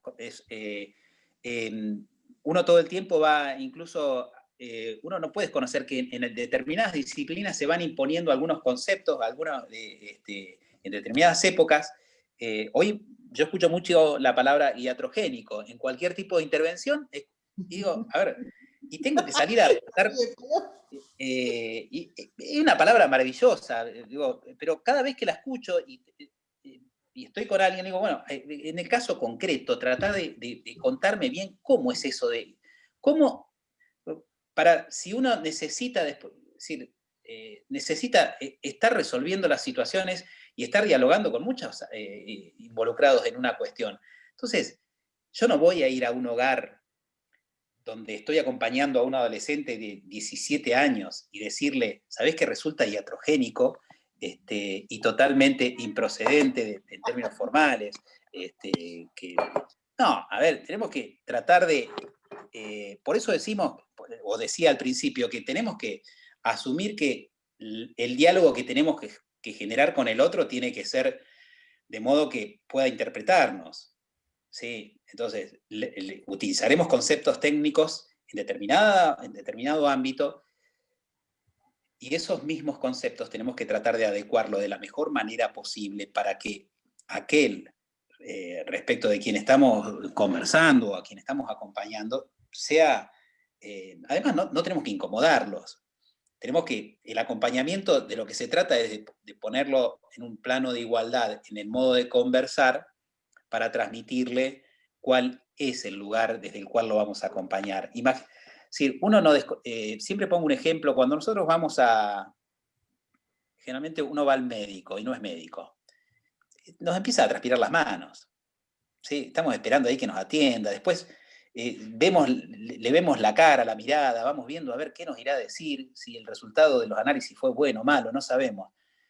Y nos sentimos totalmente incómodos hasta que si del otro lado empezamos a escuchar una voz amistosa que empieza a conversar desde la empatía y nos empieza a contar el resultado de los análisis, empezamos a ver cómo vamos encontrando cierta comodidad en ese consultorio que en principio nos resultaba ajeno. Y es lo que les sucede a las personas que llegan a estar atravesadas por un proceso judicial. ¿Sí? Mónica, Claudio Alderete y muchos quizás, o muchas de las que están acá, trabajamos cotidianamente en procesos judiciales. Es nuestro trabajo cotidiano, pero para muchos es el único problema que tienen.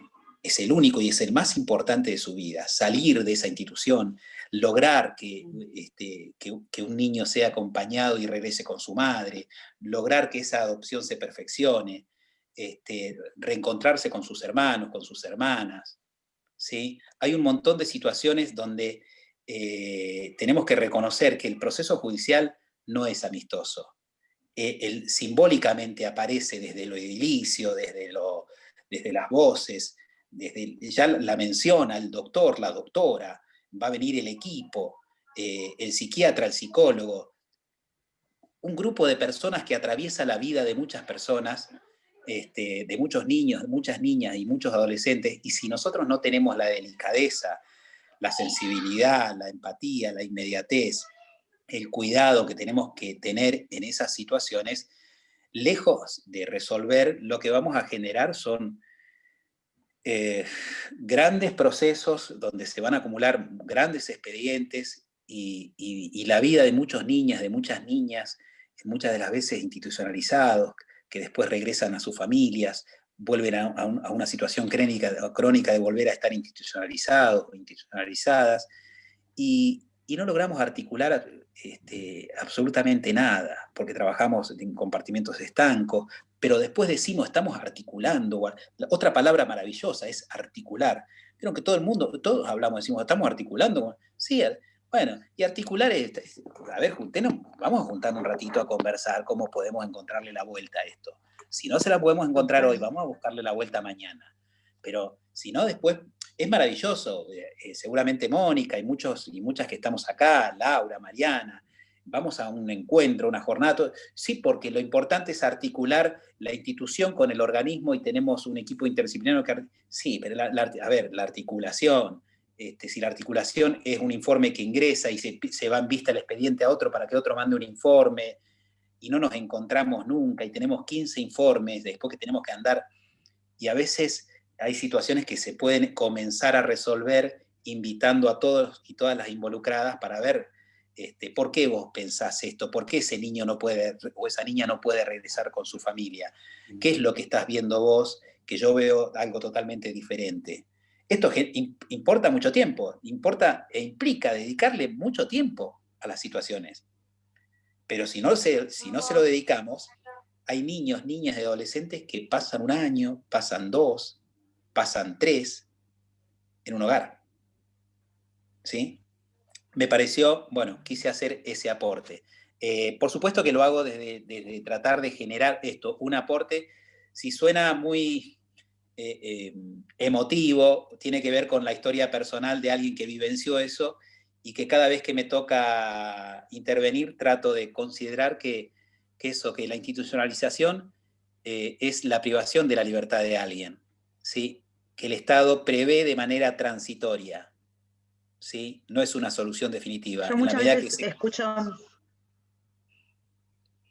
Y con eso... Muchas veces escucho esto que también...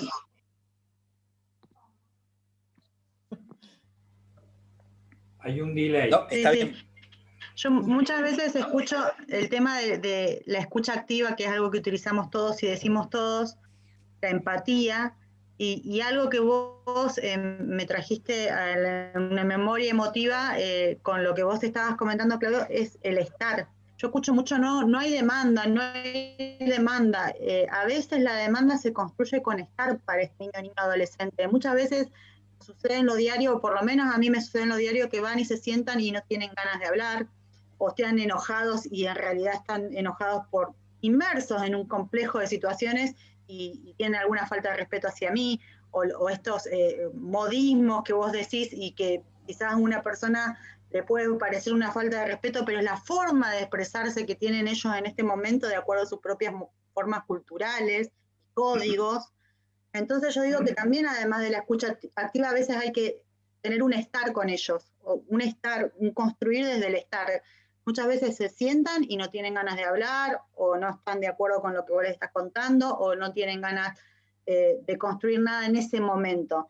Pero el solo hecho de que ese niño o adolescente sepa que vos vas a estar, va a ir construyendo paso a paso esto de que sí, se sientan ante un adulto que no conocen, con determinada vestimenta, inmersos en una situación muy compleja de que no saben bien por qué están sentados ahí y qué es lo que va a suceder, y saben que están ahí sentados, no en una situación que les es muy favorable, que no están muy contentos por estar en determinado lugar o viviendo determinada situación. Entonces, el estar me parece que es también una pata fundamental, pero el estar desde ese lugar, porque también estamos llenos de prejuicios, y esto nos pasa a todos, respecto de cómo nos hablan, de que si nos están atendiendo o no, y en la intervención todos tenemos que tener en cuenta eso a la hora de poder construir algo con ese niño desde cada lugar que nos toca, ¿no es cierto? Yo como abogada, en el rol de defensora de los derechos del niño, el psicólogo, cuando tiene una entrevista y no asiste y te dicen no vino, no hay demanda, que es algo que me molesta un montón, más en los casos de los chicos que están en hogares, donde la demanda no se va a construir dándole la entrevista para que vaya al consultorio. No se hace de esa manera, y creo que tenemos que rever esa práctica urgente con el tema de los niños adolescentes en los hogares respecto de la intervención psicológica, o una demanda por salud mental con un equipo técnico, por consumo problemático, por ejemplo. no se va a construir dándole un turno y esperando a que ese chico vaya y se acuerde que se tiene que levantar el miércoles a las 9 de la mañana para ir a ver el equipo técnico de determinado lugar que trata el tema del consumo problemático. Urgente tenemos que rever esa situación con la gente especializada en salud mental, y ahí hoy hablamos más temprano de los campos teóricos y de las miradas de cómo se debe abordar la problemática del consumo respecto del registro que tenga la persona. Bueno, me parece que ahora tenemos que centrarnos en verlo desde otro lugar. Yo creo que si no hay demanda no puede ser la contestación, es algo que a mí también me hace mucho ruido y trabajo todos los días para lograr cambiarle el modo de intervención, y muchas veces, como dijo Mariana hoy más temprano, me choco con las justificaciones teóricas en ese sentido. En relación a esto que ustedes están hablando, yo por ahí, para hacerle el aporte desde mi profesión, no sé también si después Mariana, yo creo que también tiene que ver con una construcción. Nosotros, los trabajadores sociales, cuando tenemos que, yo creo que no es generar demanda. Yo me acuerdo de una profesora que decía, ¿qué pasaría si se terminaran los pobres?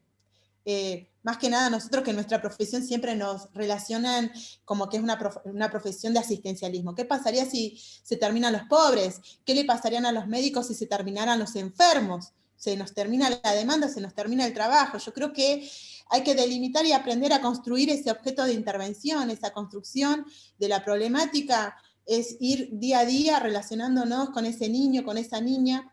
Y a veces ese chico quizás está frente de un psicólogo y quizás el psicólogo no pudo vincularse con total simpatía y no va a hablar con esa persona, y quizás va a hablar con el acompañante, quizás tuvo más simpatía con el operador, con el ejecutor, con ese cuidador, con esa persona que trabaja en el CDI. Y generalmente yo en esas situaciones me he atrevido a trabajar a través de ellos, porque si ellos han tenido el vínculo, la confianza, y yo que vengo de otro ámbito a querer intervenir, a avasallarlo, y yo creo que no voy a tener, digamos, una buena respuesta por parte de esa persona. Imagínate que un niño a veces está inmerso de tantas cosas que no ha podido revelar porque siente que le ha fallado todo el mundo, dentro de un hogar institucionalizado, lo sacaron del lado de su madre, de sus padres, de sus hermanos, y yo voy a tener que trabajar con ese operador, con ese cuidador, con esa educadora. Me parece que es importante que la demanda está, y si no hay demanda hay que construir el trabajo para intervenir. Y también hay algo que aprendí en los 3 años que trabajé en salud. Salud trabaja mucho desde la prevención en relación a la enfermedad. Nosotros los colegas nos olvidamos que lo social también tenemos que tener esa mirada, trabajar desde la prevención, pero desde la prevención social. En ese aspecto, en cuanto a las articulaciones que me ha tocado desde el Poder Judicial, yo les hago un aporte muy humilde. A veces, lo primero y la crítica constructiva que les hago, yo sé que ustedes están a veces manejando una agenda y que de improviso sale una urgencia y salen. Yo he estado en audiencias que me han hecho esperar 1 hora, 2 horas, para entrar a articular con el colega que pertenece a ese organismo.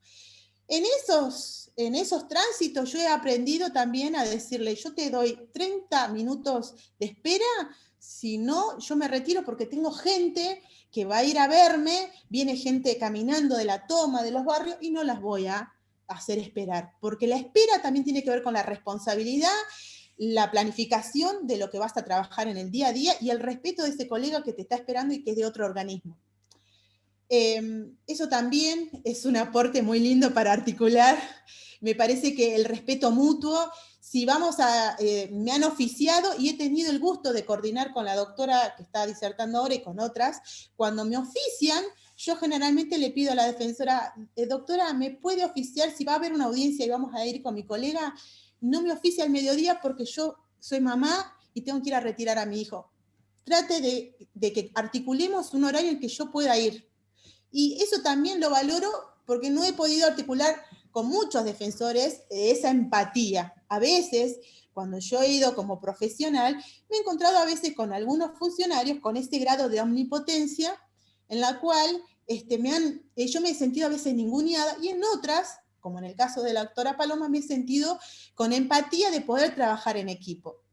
Esas son cuestiones implícitas de las emociones que nosotros sentimos y que, bueno, con humildad las dejo acá como aportes también a ustedes, tanto al doctor Alderete como vos, Mónica, para que todos los colegas que me están escuchando, ahora van a salir todas a hacer lo mismo, no salgan.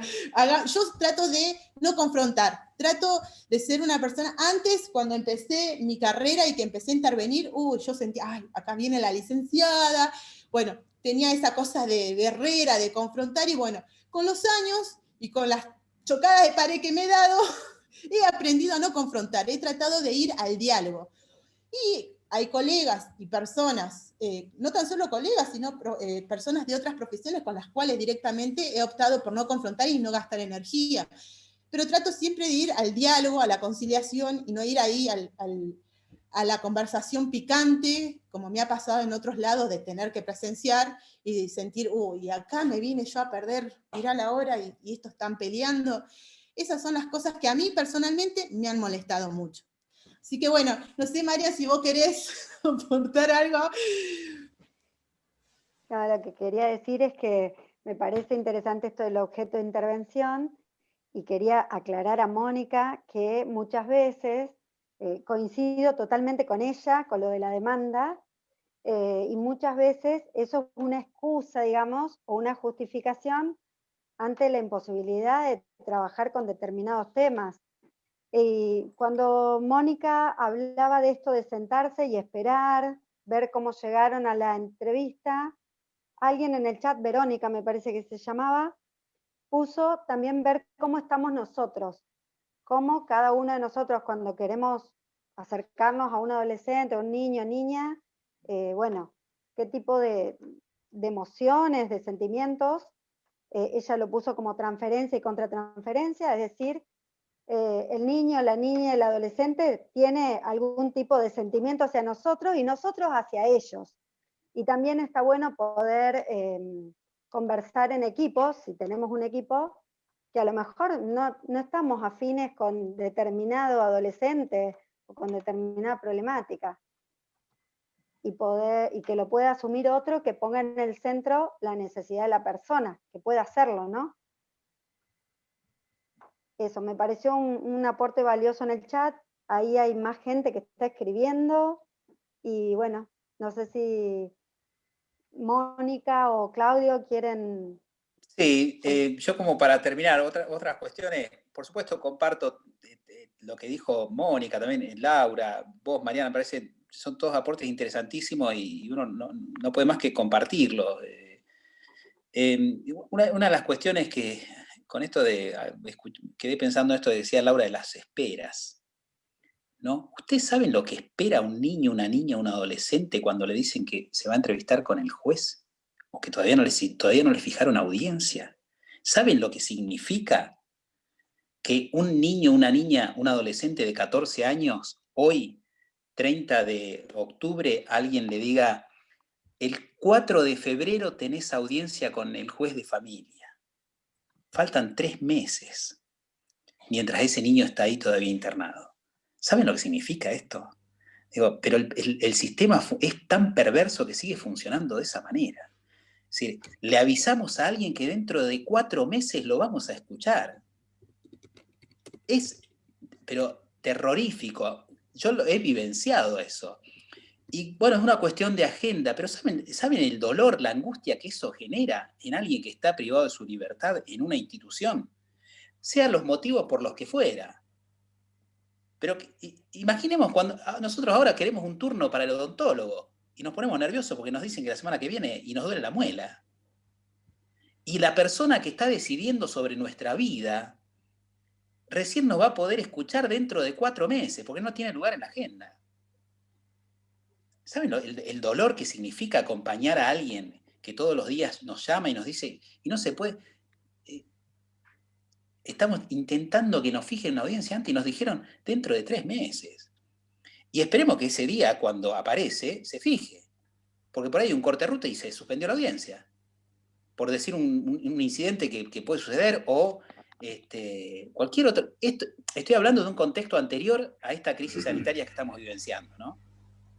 Donde no teníamos esta imposibilidad de decir, no, ahora estamos, bueno, aparecen imprevistos que, por supuesto, la salud pública se impone como un valor primordial. Pero imaginemos, esto sucedía antes de marzo.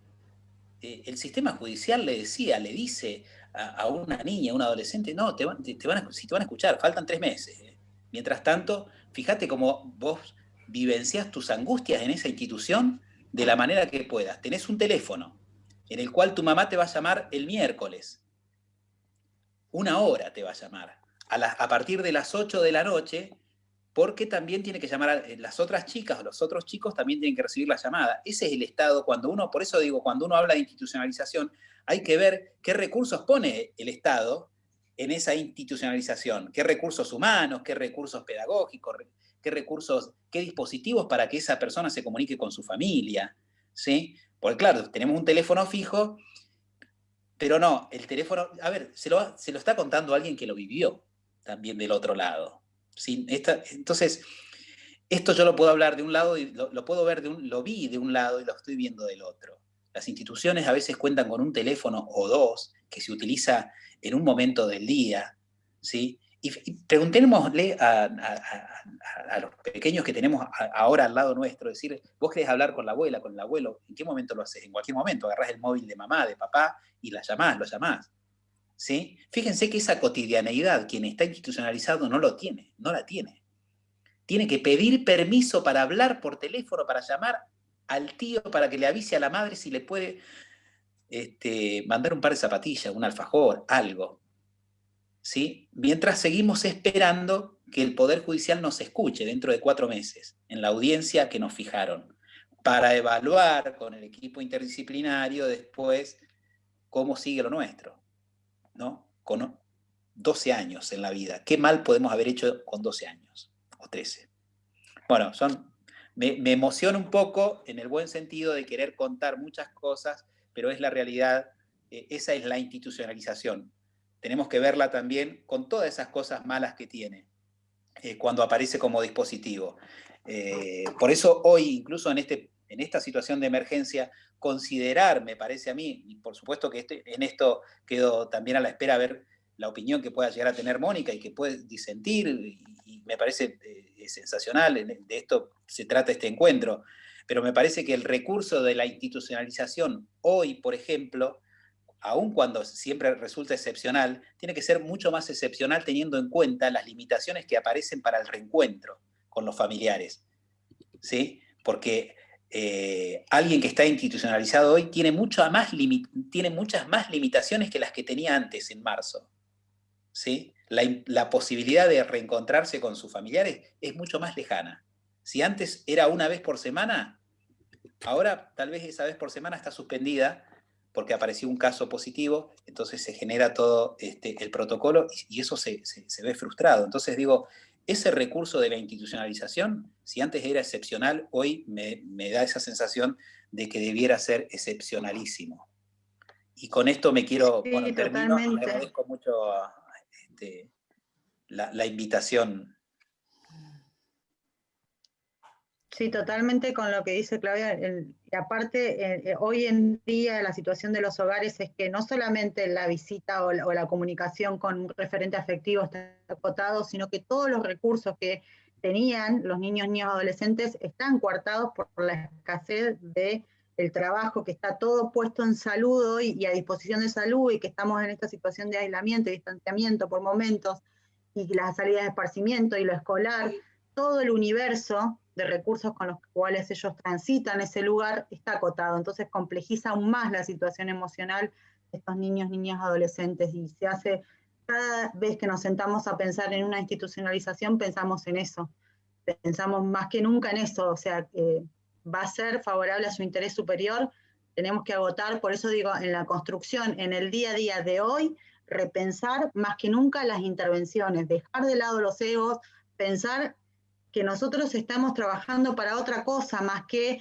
para ver si quedo yo más o menos potenciada por lo que dije, o pongo al descubierto, porque es lo que yo decía un poco al comienzo de la charla hoy, que todos están con escasez de recursos y disponibilidad y medios. Entonces, hoy más que nunca tenemos que repensar la intervención escuchar al compañero, al trabajador de otro organismo, a ver qué es lo que puede, porque nosotros tenemos un imaginario de antes de la pandemia de lo que puede, y hoy la situación es otra. Entonces, si no escuchamos al que está trabajando en el otro lado, de verdad digo, y ser sinceros también, porque más allá de lo formal y de lo que vos me puedas poner en una contestación de un oficio, también es importante que esté la llamada telefónica y me llame ese trabajador social, ese psicólogo. ¿Sabés qué, Mónica? Todo bien, pero yo esto que vos me estás diciendo por esto y por esto, bueno, busquémosle la vuelta. Que me pasa muchas veces y a diario, que encuentro esa posibilidad de construcción y creo que ahí tenemos que enfocar el norte. Estamos en una situación complicada hoy para poder llevar adelante las intervenciones, pero poniendo el foco en que tenemos que dejar de lado quién gana o quién pierde respecto a la mejor presentación discursiva de por qué puedo, por qué no puedo, sino pensar en la construcción de la mejor intervención en este contexto. Quiero dejar eso, me parece que sería fundamental que nos llevemos eso a nuestra casa hoy, pensar en eso, en repensar las intervenciones en este contexto que nos está tocando atravesar. Mónica, yo coincido totalmente con esto. Justamente en la semana estuvimos articulando una situación también en este contexto de pandemia, y aprovecho para ir comentándoles que el 13 de noviembre va a estar de nuevo el doctor Alderete con el doctor Jorge Sepúlveda, juez de familia, hablando de esto, pero más a fondo todo lo que tiene que ver el interés del niño, lo que dice el discurso y lo que es en realidad. Que básicamente yo con atrevimiento y confianza le digo al doctor Alderete, yo no quiero que la gente que esté cursando nuestro seminario escuche esa utopía de la 2302, que nos rasguemos las vestiduras hablando de los derechos del niño y niña, cuando en realidad tenemos que empezar a hacer una introspección. Vos como representante de un organismo de aplicación, vos porque venís de otro sistema, y empecemos a ver qué cosas con recursos o sin recursos, con dificultades, con problemas, con historia institucional y personal, qué es lo que podemos ir construyendo, porque yo lo que le planteaba, no quiero hablar más de la 2302 desde el discurso y analizarlo, yo quiero que empecemos a repensar lo que estamos haciendo mal como ejecutores, como operadores, como trabajadores sociales, como psicólogos, como administrativos, como docentes. Todos tenemos un deber ciudadano. Entonces, bueno, esto va a ser para el 13 de noviembre, ahí va a estar el doctor Alderete con el doctor Sepúlveda y una colega que trabaja en el CENAF de la ciudad de General Roca. Yo quiero aprovecho con este anuncio dándole un enlace a lo que justamente terminó de aportar Moni, que me parece súper realista. Realmente hay que ser realista. Y bueno, no sé cómo estarán todos acá en este contexto de pandemia, cómo estamos trabajando atravesados por un COVID, con ese miedo de salir a trabajar, de salir a articular, de ir a comprar y no saber si mañana vas a seguir trabajando e interviniendo en esa situación, o te vas a enfermar, o si te vas a volver a reinfectar. Eso también es algo que nos encontramos atravesados con las redes virtuales, que a veces ya los ojos no nos dan más de tanto WhatsApp, de tanta información, de tantos emails. Eso también es una realidad. Ya la hora que es, y bueno, se me nota a mí el strike porque me empiezo a trabar. Así que bueno, esto es lo que nos pasa, porque es verdad, nos pasa a todos. Estamos recontra como atravesados, estresados, desgastados. Así que bueno, esto es lo que pudimos darles hoy, gente, ante el imprevisto de que se enfermó la disertante. Yo le quiero dar muchísimas gracias a la doctora Palomba por hacer frente y animarse a estar con nosotros, al doctor Alderete, que estando en Zapala se nos conectó y nos dio un excelente aporte, que a mí me encanta mezclar lo personal, la historia personal con lo profesional, porque habla mucho de la empatía de ese profesional a veces. Yo siempre digo que si vos no sentís, no te sensibilizás, y medio como que esa situación no te va a calentar, la vas a hacer así nomás y te vas a ir a tu casa. A veces uno plantea la distancia óptima. Sí, hay que hacer distancia óptima, gente, porque cuando vos vas a tu casa, vos tenés que estar con tu hijo, con tu mamá, con tu papá, con tu marido, pero tenés que sentir, porque si no sentís esa situación, ese nene, ese niño que a veces depende de tu aporte, de tu intervención, depende mucho de vos, y si lo haces así nomás y no te calienta nada, hablando mal y pronto, y te puedo asegurar que esa criatura no la va a pasar bien. Pensá que puede ser tu hija, pensá que pudiste haber sido vos. Yo siempre pienso, a mí me gustaría estar en esa situación y trato de hacer lo mejor con mis defectos, porque todos tenemos millones de defectos. Pero bueno, Marian, Dani. Mil gracias a Mónica, Claudio. Ha sido un día excelente, una charla excelente, todos los comentarios en el chat así lo muestran. Muchas gracias por esto, ¿no? Por una charla que es realista y que también tiene involucrado los afectos. Así que totalmente agradecida. Para mí una charla realista y necesaria también porque, bueno, está puesto en palabra lo que sucede adentro, ¿no? Traerlo, visibilizarlo, y eso es lo fundamental. Y me sumo a esto que decía el doctor Alderete. Un chico cuando está dentro de una institución por mucho tiempo y que hoy, 30 de octubre, le dan un turno para el 4 de febrero, ¿cómo se deja de lado, hablando un poquito desde la salud mental, esto, ¿no? La distorsión cognitiva que comienza ese niño, y ese mundo, si es grande para nosotros, imagínense para la cabeza de un niño, un adolescente, cuán grande es y no poder resolver. Por eso, adhiero también a lo que dice la doctora Palomba, esto, ¿no? De empezar, de comenzar a hacer el ejercicio de la generación de nuevos vínculos, y no solamente con un teléfono. Sí, yo les agradezco muchísimo la invitación. Le agradezco mucho a Mónica también poder compartir estos espacios, a Daniel, a Mariana, a Laura. Y para cerrar, el hecho de decir, que yo haya comentado mi vivencia personal no me ubica con mayor jerarquía para opinar, simplemente para hacer un solo aporte desde ese lugar, pero por supuesto que estoy en términos profesionales, comparto la mirada que tiene Mónica, pero bueno, quería señalar eso, no es que yo me intento jerarquizar en un lugar de saber mayor, sino que me parece que puedo aportar desde ese lugar una mirada, lo que no quita que otros que no han vivenciado eso puedan aportar una mirada también mucho más rica e interesante que la que yo puedo llegar a decir. Así que desde ese lugar quería aclarar por ahí el comentario, ¿no? Y desde ya, muchísimas gracias por la invitación. Muchas gracias a todos. No se me vaya, doctora Alderete y Palomba, así nos sacamos una foto, porque voy a tener que armar un nuevo flyer para la grabación. Bueno. Les cuento, gente, que esta grabación va a estar subida a la plataforma Cumen, va a estar subida también a nuestra página, Fortaleciendo Capacidades Fase 1, así que, y si no, bueno, por los canales de YouTube, esta grabación, donde van a volver a escuchar al doctor Alderete y Palomba, lo van a encontrar.